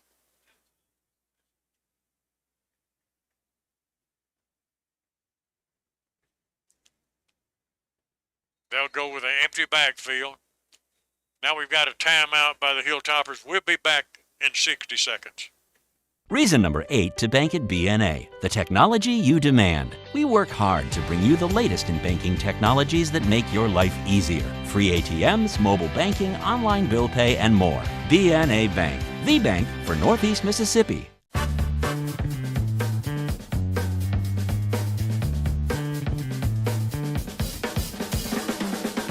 Call State Farm agent Wally Morgan at 662-539-7062 today. What will I find at Van Atkins? Well, diamonds. Lots and lots of diamonds. Jewelry that you will not see in any other place. Our Van Atkins collection is styled from beautiful pieces from the past with a fresh Southern update. I believe you'll find value too. You'll also find people who are a part of this community. If you're celebrating something, we're going to celebrate too. We really hope you'll find Van Atkins special. I'm Chuck Cooper, and I feel privileged to be a part of that. 2:09 remaining before your game day barbershop halftime report. Bulldogs have the football, third down at the 17-yard line, a goal-to-goal situation. Bulldogs are going to call timeout now, Kurt. And we're going to take it back with them. Be back in 60 seconds. It's finally game time. The smell of the fresh cut grass, the sound of the drums as the band gets ready to perform, and of course the roar of the crowd as our hometown New Albany Bulldogs enter the field. Jody Walls and Brady Brock with Gumtree Mortgage here in New Albany remember those days and agree they were some of the best. They also want your mortgage experience to be the best as well. They pride themselves on excellent customer service and establishing a personal connection with their clients. They also have the knowledge and programs to fit your mortgage needs. So whether you're building, buying, or refinancing your current home, they want to help. Call them and set up an appointment today. Jody Walls and Brady Brock with Gumtree Mortgage. Let them help make your dreams come true. Go Dogs!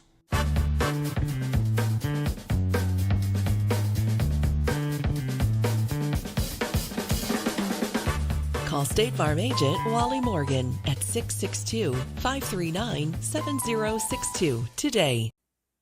Oh, look at that. Holding. Shettles is going to be taken back for another loss. And by the time he gets back, Keith, they're chasing him down. I mean, I don't know what you can say all the way back to the 32-yard line.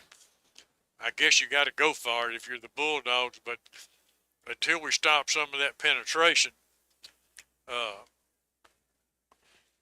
They had penetration in the backfield that time. By the time he got the snap, there was somebody on him. I mean, it just no resistance right there by the Bulldogs' front wall, and really nothing Braden could do but do what he did. Now they're bringing linebackers, and they're bringing them from all different angles, and we're just not getting them picked up.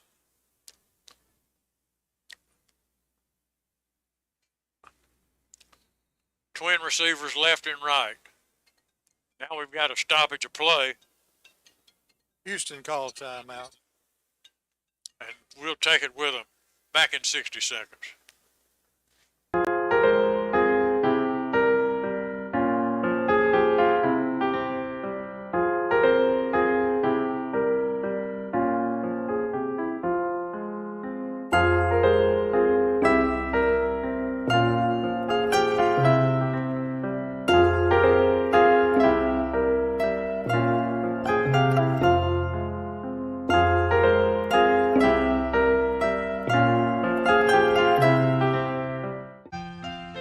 Insurance agencies and companies may appear to be the same on the surface, but you'll discover a world of difference when you look a little closer. The biggest difference is the people who serve you. At Collins Insurance Agency, we've been through the good times and the not. 4th down and 32. Shuttles back to pass. He's hit as he delivers it, completes it, does a little flea flicker type play into Bowling, and it's down to the 10-yard line, taken out of bounds. A nice play by the Bulldogs. Short of the touchdown, we couldn't get a first down, so we'll turn it over on downs, but a nice play by the Bulldogs.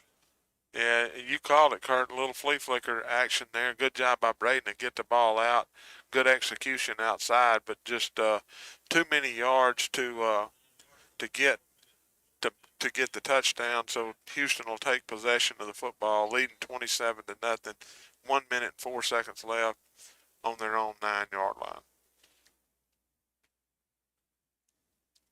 Brooks works at quarterback for the Hilltoppers, hands it off straight ahead. Out to the 11-yard line, got a couple of yards out of it.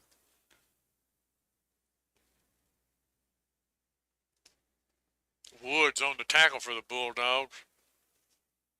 Give him 1 yard on it, make it 2nd and 9. Just not much happening there for Houston that time. Bulldogs did a good job of winning at the line of scrimmage. Clock's running down, and actually, Kurt, I think Houston can probably let this clock run down to halftime, and that's exactly what they're going to do. That is what they're going to do, and so the score is going to be 27-0. We've got 25 seconds still remaining in the first half. The Hilltoppers were ready to call it half. I think the officials told him no. They're running the 25-second clock down, but the game clock's not running. I don't quite understand what we got going here. The 25-second clock kept running. They're telling the clock operator to get the clock running, but he doesn't want to do it, so it's on 25 and it's not moving. And the official said, go to the dressing room, boys. It's halftime. And we'll send it down to David Good. He'll try to get a hold of Coach Cody Stubblefield.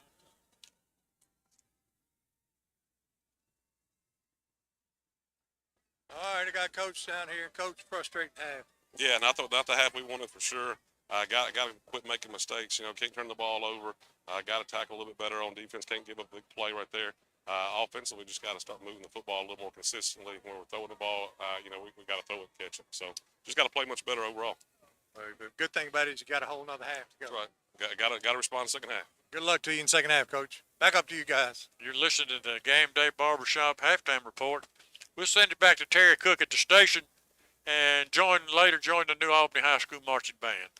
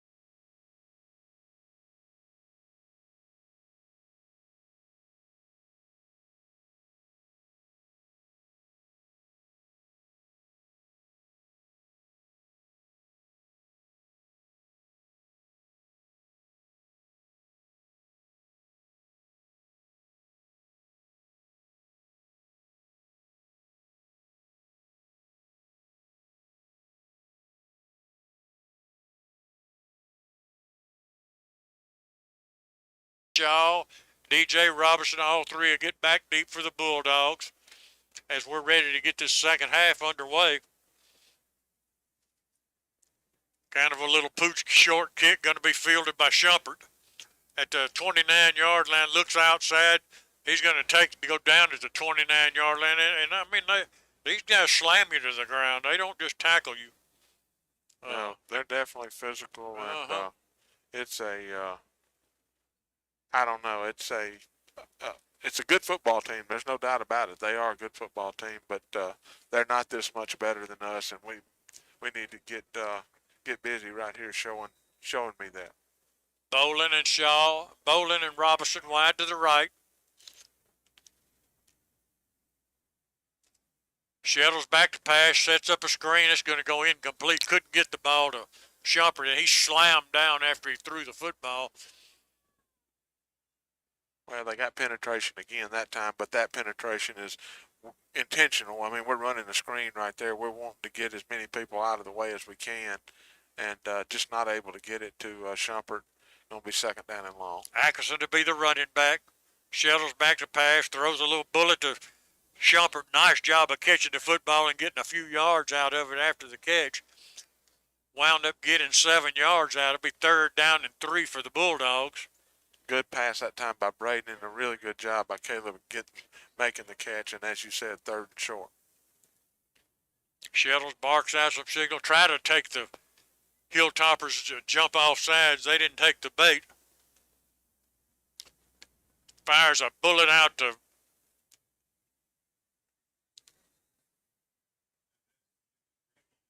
Jarrell Bolin, and he's hit immediately, going to lose a couple of yards on it.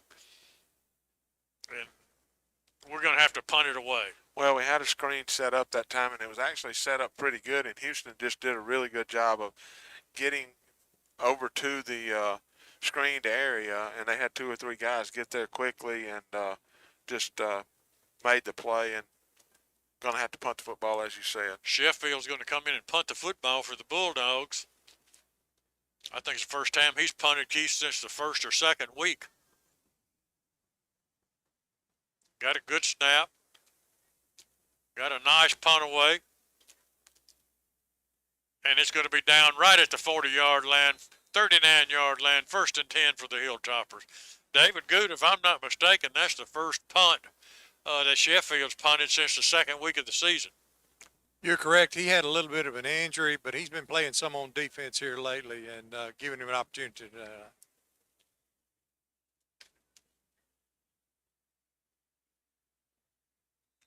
Brooks done a good job, gone all the way at quarterback for the Hilltoppers. He hands it to Copperwood. Off the left side, he plunges and keeps his feet and gains 7 yards before he's taken down. It'll be second and 3. Keith, you know, I don't remember what the other running back from Houston's name was that we saw last year that's injured this year. But, boy, you put him and this Copperwood in the backfield together. Pretty nice tandem of running backs. Yeah, I think that young man, if I'm not mistaken, that's a Washington was that young man's name, and he's I think he's a junior this year, so he'll be back next year. That's correct. Brooks hands it off to right side. Copperwood breaks one tackle, spins away from another, keeps his feet inside the 45 down to the 43-yard line. Well, good physical running that time by number 22 for the Hilltoppers, and able to pick up the first down with ease. Woods checks into the football game. Hobson checks out. Change defensively for the Bulldogs. 2-back set for the Hilltoppers. Hands it off the left side. Got some running room. Puts his shoulders down. Gets to the 35-yard line. Gains 7 on it to be second and 3. Well, that's what you would call a sweep play there, just without pitching the football like we're used to in the old school. They just handed off to him, ran a sweep around the left end, able to pick up big yardage on first down. I think that was Pratt on the carry for the Hilltoppers. Second and 3.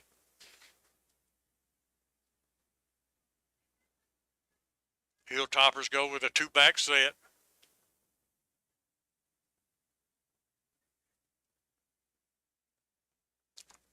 Hand off to Pratt, going off saddle to left edge. Got plenty of running room, still on his feet. He's going to be around the 27-yard line. It'll be a first down for the Hilltoppers. Ran the same play that he did before, Kurt. Just handed it to him. As you said, the running back there, number 42 for the Hilltoppers, and that's I said 42. He just ran the same play around the end and able to pick up the first down with ease. 3 receivers to the right. Hilltoppers are going to run the option. Brooks is going to keep it himself inside the 20 to the 16-yard line. Close to a first down. Yeah, now they're going to move are they going to move them? Yes, they are going to move him. First down. Good job by Brooks there running the option. He had a back out there, and he just faked the pumped the fake out there to him and ran it right up the middle. Brooks back to pass, sets up a screen, picks up a block, inside down to the 10-yard line. Be 1 yard shy of a first down, second down and 1. Good job. I'm sorry, Kurt. Good job that time with Houston. Ran a little screen, like you say. They let the lineman clear out. He went behind them and picks up big yardage on first down. Second down and 1. Fakes the handoff. Brooks keeps it himself. He's inside the 5 to the 4 to the 3. And finally taken down at the 2. Just faked it around like he was going to run that sweep they had been running. He didn't give the ball to the back that time and ran it right up the middle. Bulldogs not able to get him down initially. He drug a few guys down to the, as you said, 2 or 3 yard line. And the Houston Hilltoppers methodically driving the football down the field. Brooks goes up under center, gets in a power I set, hands it to the deep back, and he fell down. They didn't call him down, I don't think. I thought he slipped down. I guess his knee didn't touch the ground. He actually, I was like you. I thought he was down on the ground. No whistles blew, and he able to pick up a yard. 6:30 left. Houston at the 1 yard line. He's going to fall a little bit short, Kurt. Yep, Pratt got stopped right at the 1. It'll be third down and goal.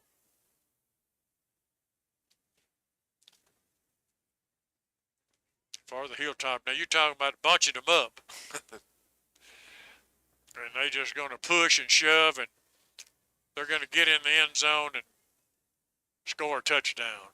Yeah, they pushed it in there with, like you said, they did bunch up, and they're big and physical up front, and they get in that situation, they are going to be hard to stop for sure. Well, I'm trying to figure this thing out, Keith. It's 33-0, Tallahatchie Gourmet extra point coming up, and I love to blame us on the officials, but we just can't. No, they're going to go for 2 here and try to make it 35-0. Yeah, there goes Pratt. They ran a little shuffle pass there in the middle and faked it to Pratt and ran a little shuffle pass there in the middle and picked up the 2-point conversion. Houston leads 35-0. 6:02 left in the third quarter. You're listening to Bulldog Football.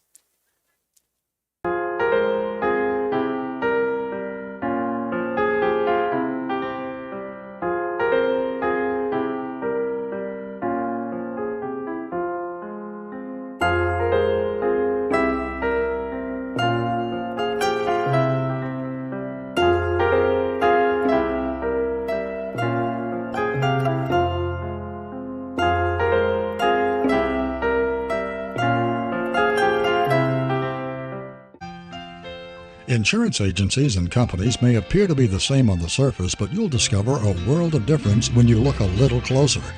The biggest difference is the people who serve you. At Collins Insurance Agency, we've been through the good times and the not so good times too, always serving the people of this area with the very best in insurance coverage from some of the world's finest insurance companies.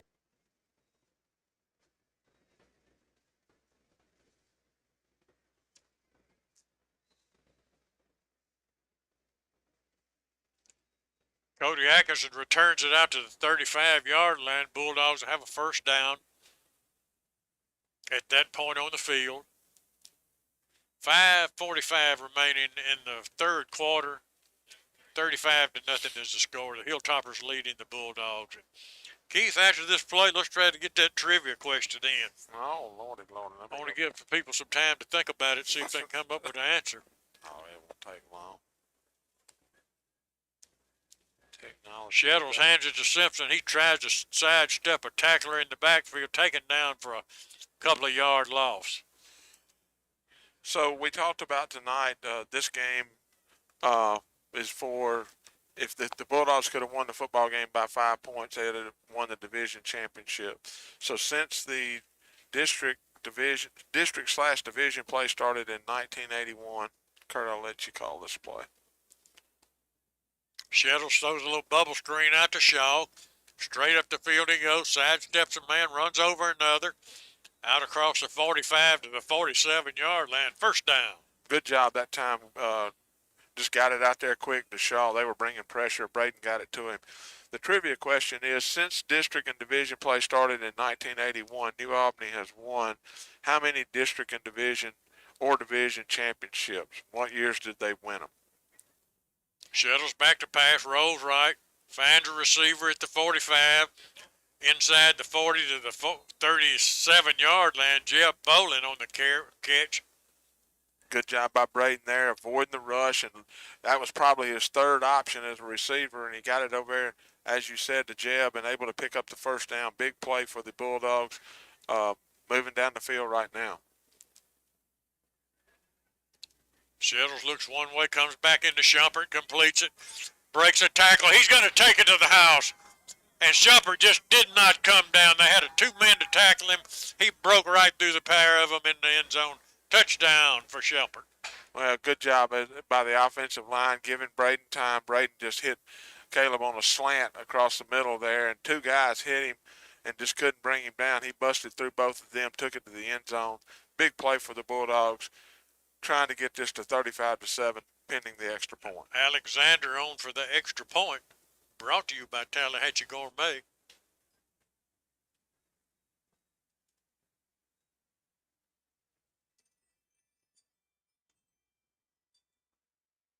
Still perfect on the season is Alexander. Right through the middle. And Keith, let's repeat that question. The number to call is 316-4000 with the correct answer. What is it? All right, the question again is, since district/division play started in 1981, New Albany has won how many district/division championships, and what years did they win those championships? Again, 316-4000 if you know the answer. You think that's a hard question?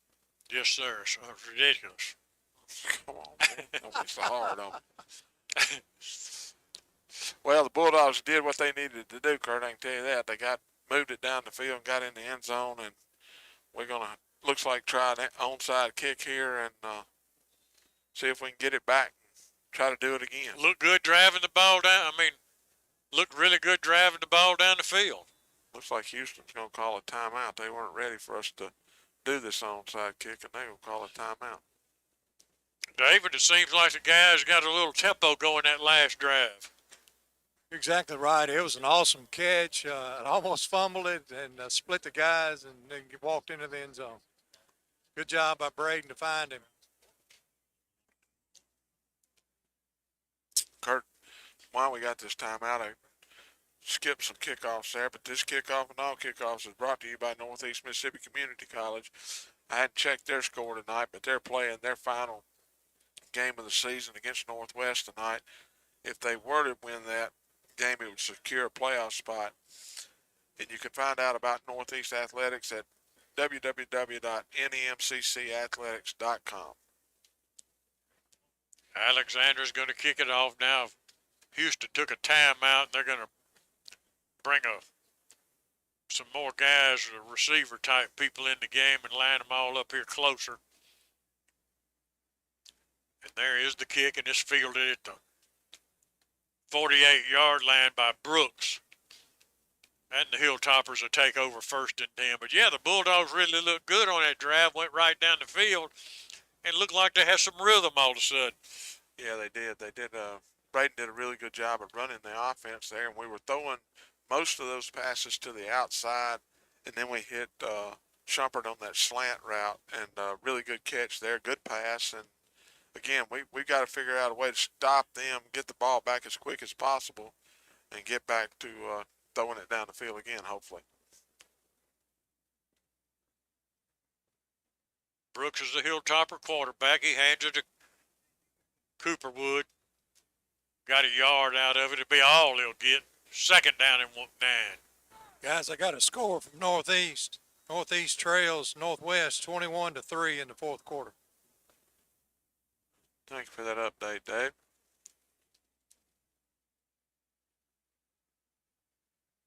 Second down and 9. 2:40 remaining 3rd quarter. Brooks back to pass, fires a bullet. Cameron right there to take him down, but gained about 8 on it. It'll be 3rd down and 1. Well, again, talk about Brooks, and I'm telling you, I don't know much about football, obviously, because I watch film, and he didn't throw it. I don't think I saw him complete a pass on the film that I watched him play, and he's throwing the ball. Looks pretty good throwing it tonight, to be honest with you. Yeah, he's been really has been accurate. 3rd down and 1. Minute 59 seconds remaining, 3rd quarter. 35-7 is the score. And Brooks goes up under center. Hands it to Pratt off the left side. He's got a 1st down. He's got a couple of extra yards to go with it. We'll see where they're going to mark it. About the 39-yard line. 1st down, Hilltoppers. Yeah, they just lined up that time in a T formation or whatever you want to call it, and it was they had 3 backs in the backfield, and just the 2 on the left side were lead blockers going up on the left side, and able to pick up the 1st down with ease.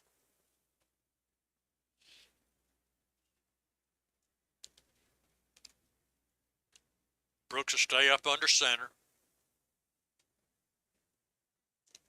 Handed to a deep back on a little trap play. Bulldog did a nice job of breaking it up. Woods on the tackle for the Bulldogs along with Tucker. Yeah, good job by the defensive front wall of the Bulldogs that time. Getting penetration, being physical, and making something happen there for sure. 2nd down and 10 for the Hilltoppers.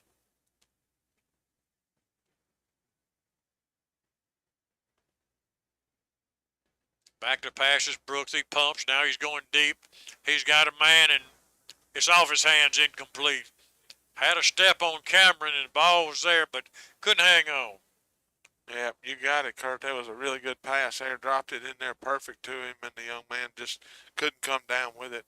Going to be 3rd down and 10 yards to go for the Hilltoppers right here. Big play for the Bulldog defense.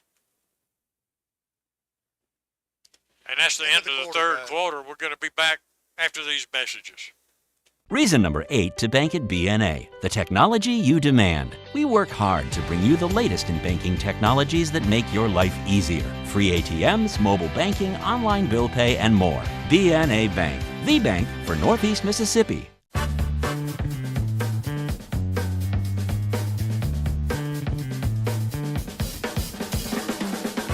Call State Farm agent Wally Morgan at 662-539-7062 today. What will I find at Van Atkins? Well, diamonds. Lots and lots of diamonds. Jewelry that you will not see in any other place. Our Van Atkins collection is styled from beautiful pieces from the past with a fresh Southern update. I believe you'll find value too. You'll also find people who are a part of this community. If you're celebrating something, we're going to celebrate too. We really hope you'll find Van Atkins special. I'm Chuck Cooper, and I feel privileged to be a part of that.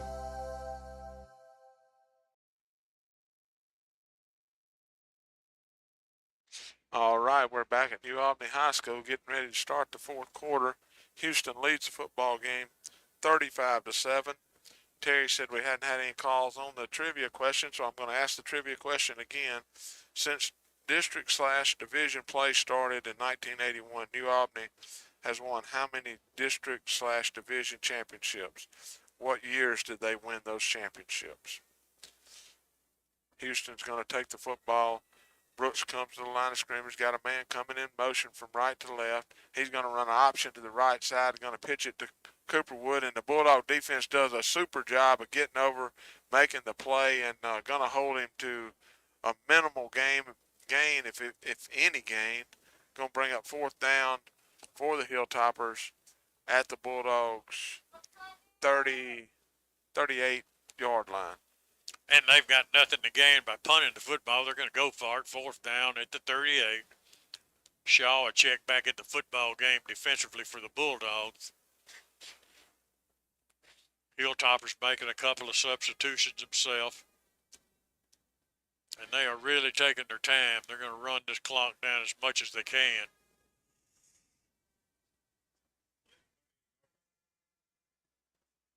And I don't blame them. Act like they're going to snap it. Now they try to draw the Bulldogs offside. Now they're going to run a play. Still trying to draw the Bulldogs offside. Now they're going to get a delay of game. Or did they call timeout? Gave him a timeout. Timeout by the Hilltoppers. Did we get no answer on the trivia question? No answer. I guess it's too hard. 316-4000 is the number to call. Well, that's an easy question. It really is. It's not that hard of a question. Kurt's going back and forth on me, David, but I didn't think it was that hard, especially if you got access to a telephone and the Google app. You can find it in just a matter of minutes. But, again, if they don't get it, I think I can talk Olsen into letting me have at least a pack of crackers or something free. Well, we've had a few easy ones. We've got to mix a few good ones in there. Got to throw some hard ones in every once in a while. That's right. See if I can get you some updated scores, Kurt, while we're waiting on this timeout here. Let's see.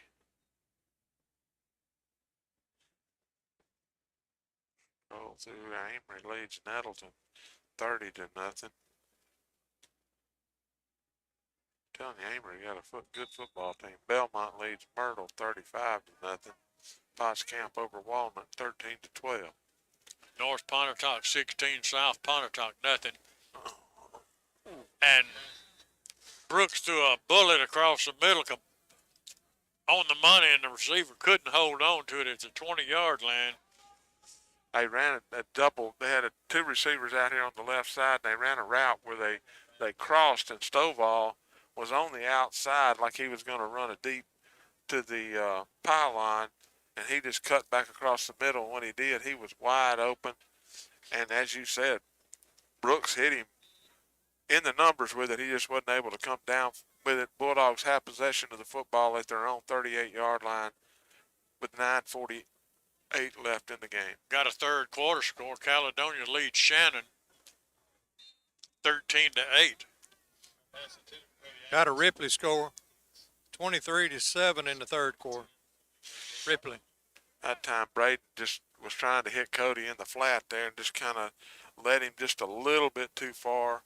And I don't know why the clock's running, but it's been running like it was a 35-point lead, and it's not, and just keeps running. I don't understand what the clock operator's doing. Completes it to Jeb Bolin. He breaks one tackle, still fighting for yardage. Down to the 44-yard line. It'll be a Bulldog first down. Yeah, good job that time by Braden hitting Jeb on the slant there.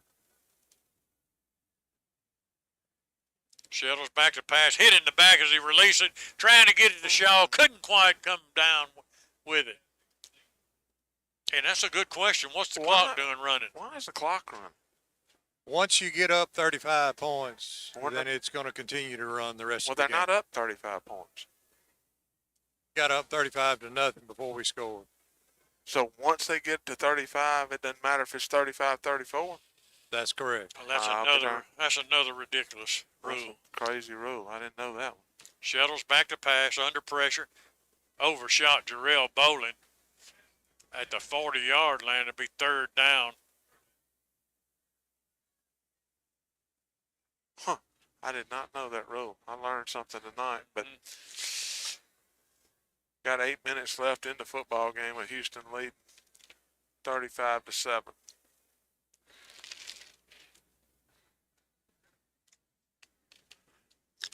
Shuttles handed to Atkinson. Line of scrimmage is all he's going to get. It'll be 4th and 10. Yeah, just not much there going off the right side, and Houston did a good job of defending. And they actually gave him a yard on it, Keith. 4th down and 9. Obviously, the Bulldogs have to go for it. Nothing to gain by punting it.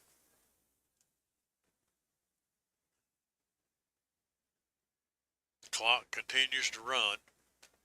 Hilltoppers are bringing everybody, and Shuttles does a good job of getting back, setting up, getting rid of the football. It goes incomplete, but when you see him coming like that, you do just what he did. You get back, set up, and fire. yeah, and we had 2 guys on an out route over here on the right side, and we didn't have anybody else in a route shorter. He had to go to one of those 2 guys, and by the time they cut, he had to let go of the ball before they really got their cut in. And Houston will take possession, leading 35-7, 6:40 left in the football game.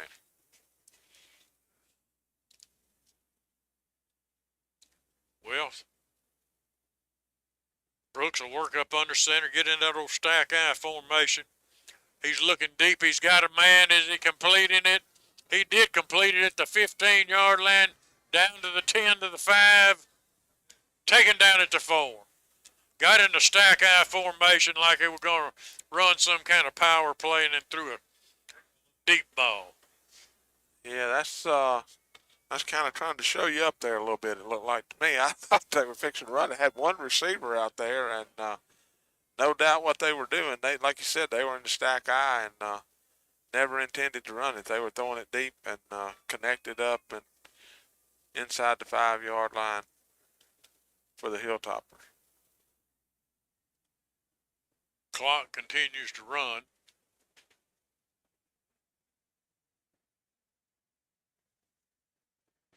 So, Kurt, the way you understand this, if Shannon wins their game tonight, they'll be the second-place team? Well, that's the way I understood it, but they're getting beat.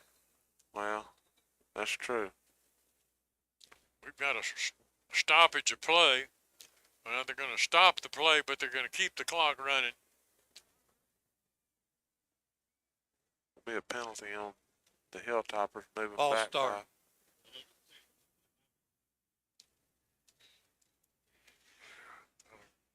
I'm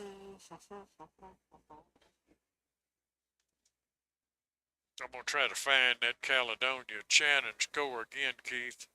Well, I'll call the game and you do the score looking. What about that? Right there it is. Caledonia 13, Shannon 8.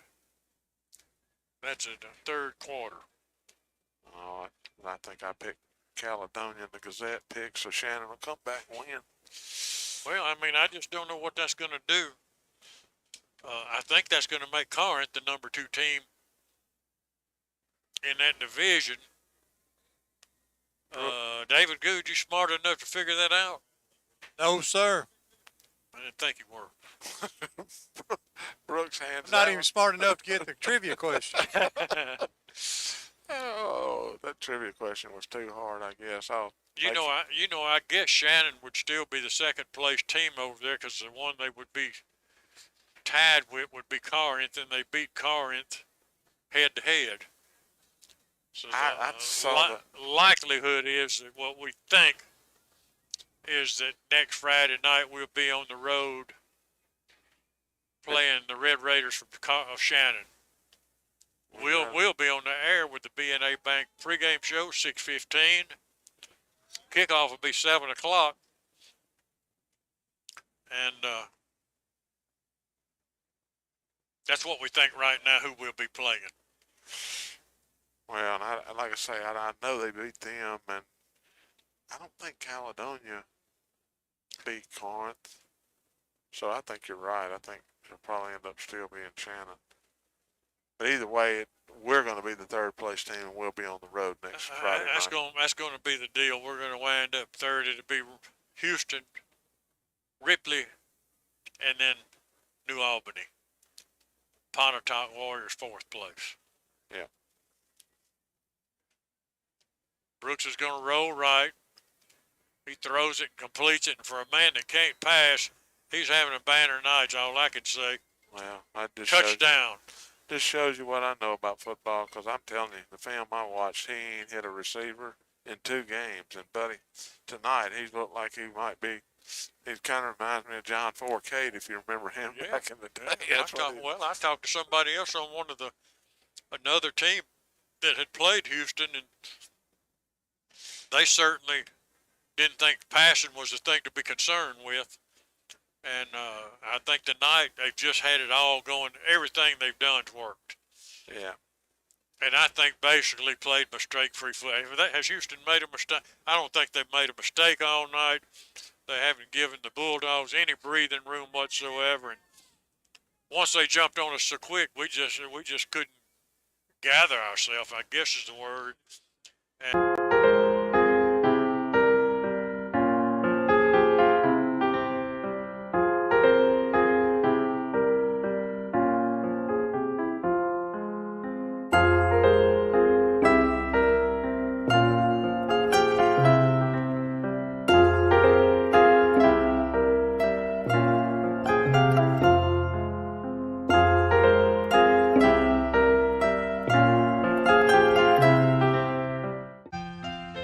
Insurance agencies and companies may appear to be the same on the surface, but you'll discover a world of difference when you look a little closer.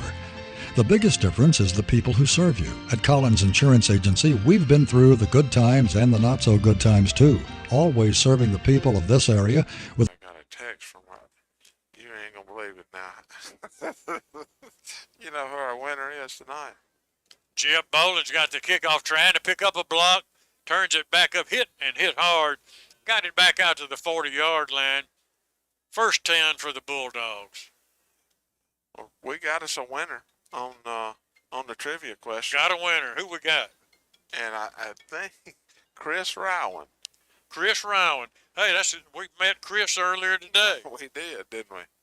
Well, he's a winner, and he got the answer. He said he was going to be at the game listening to us, so he's here, and he did the work required to win the trivia question.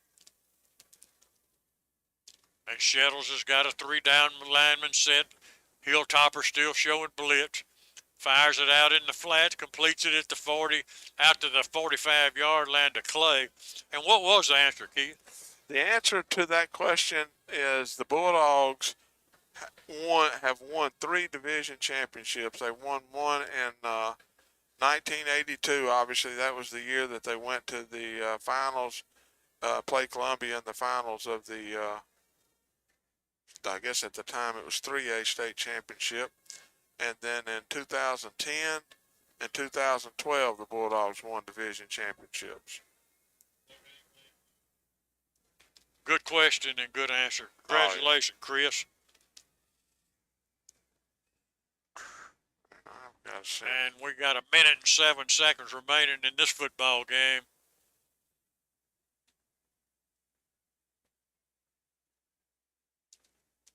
Shettles fires a bullet, completes it to Shumpert at the 45-yard line, sidesteps one man inside the 40. Have you noticed how these guys tackle? Yeah, they tackle. Huh? They tackle hard. Strong. I'm just going to tell you, I mean, they'd almost slam you to the ground.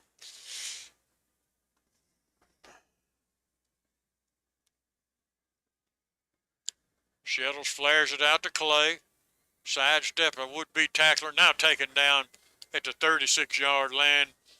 And that's probably going to be the last play of the regular season, as the Bulldogs are going to lose this football game 41-7 in it. Trying to hurry up and run a play. Shettles is trying to get them going. They're going to get a snap off. and he's hit as he tries to throw the ball. It goes incomplete, and that'll be the ball game. And Keith, I don't know what to say. It just I think we've said it really. We just got off to a horrific start, and the next thing you knew, it was 21-0, and we couldn't get any rhythm going. We couldn't get in the game. Yeah, just never really were in it. Not a good night for the Bulldogs. Houston just took control of the game early, and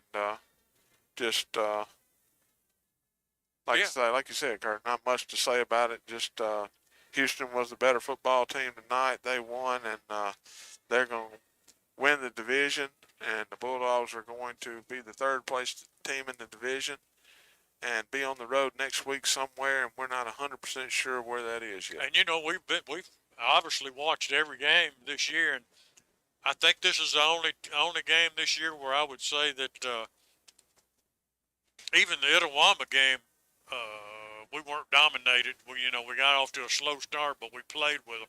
But tonight, this one game of the year, we were dominated. Yeah, you got to give Houston credit again. I don't think that Houston is better than Itawamba by any means, because I think Itawamba is really good.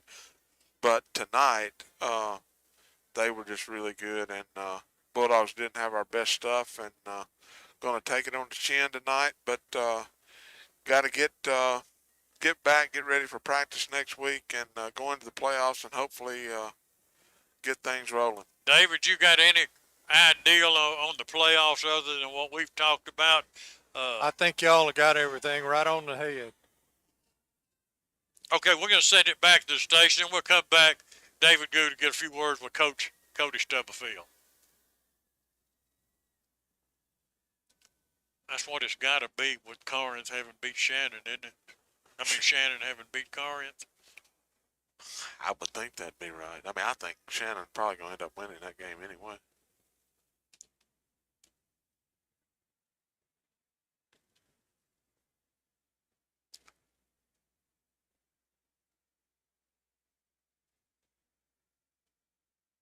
Well, they're up 20-8 now. Oh, no. Maybe they're not going to win that game then. You're going to pick a game up on everybody, man. Well, I lost a game on it. That Pontotoc, picking that was stupid.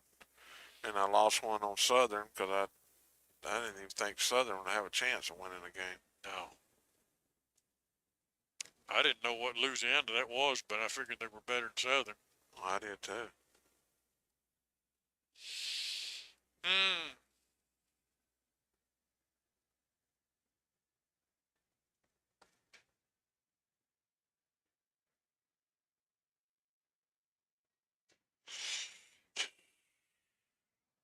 Shumpert's going to be a good one, Keith. Yeah, he is. He's a good ball player. I agree with you. Terry, send it on back whenever you can.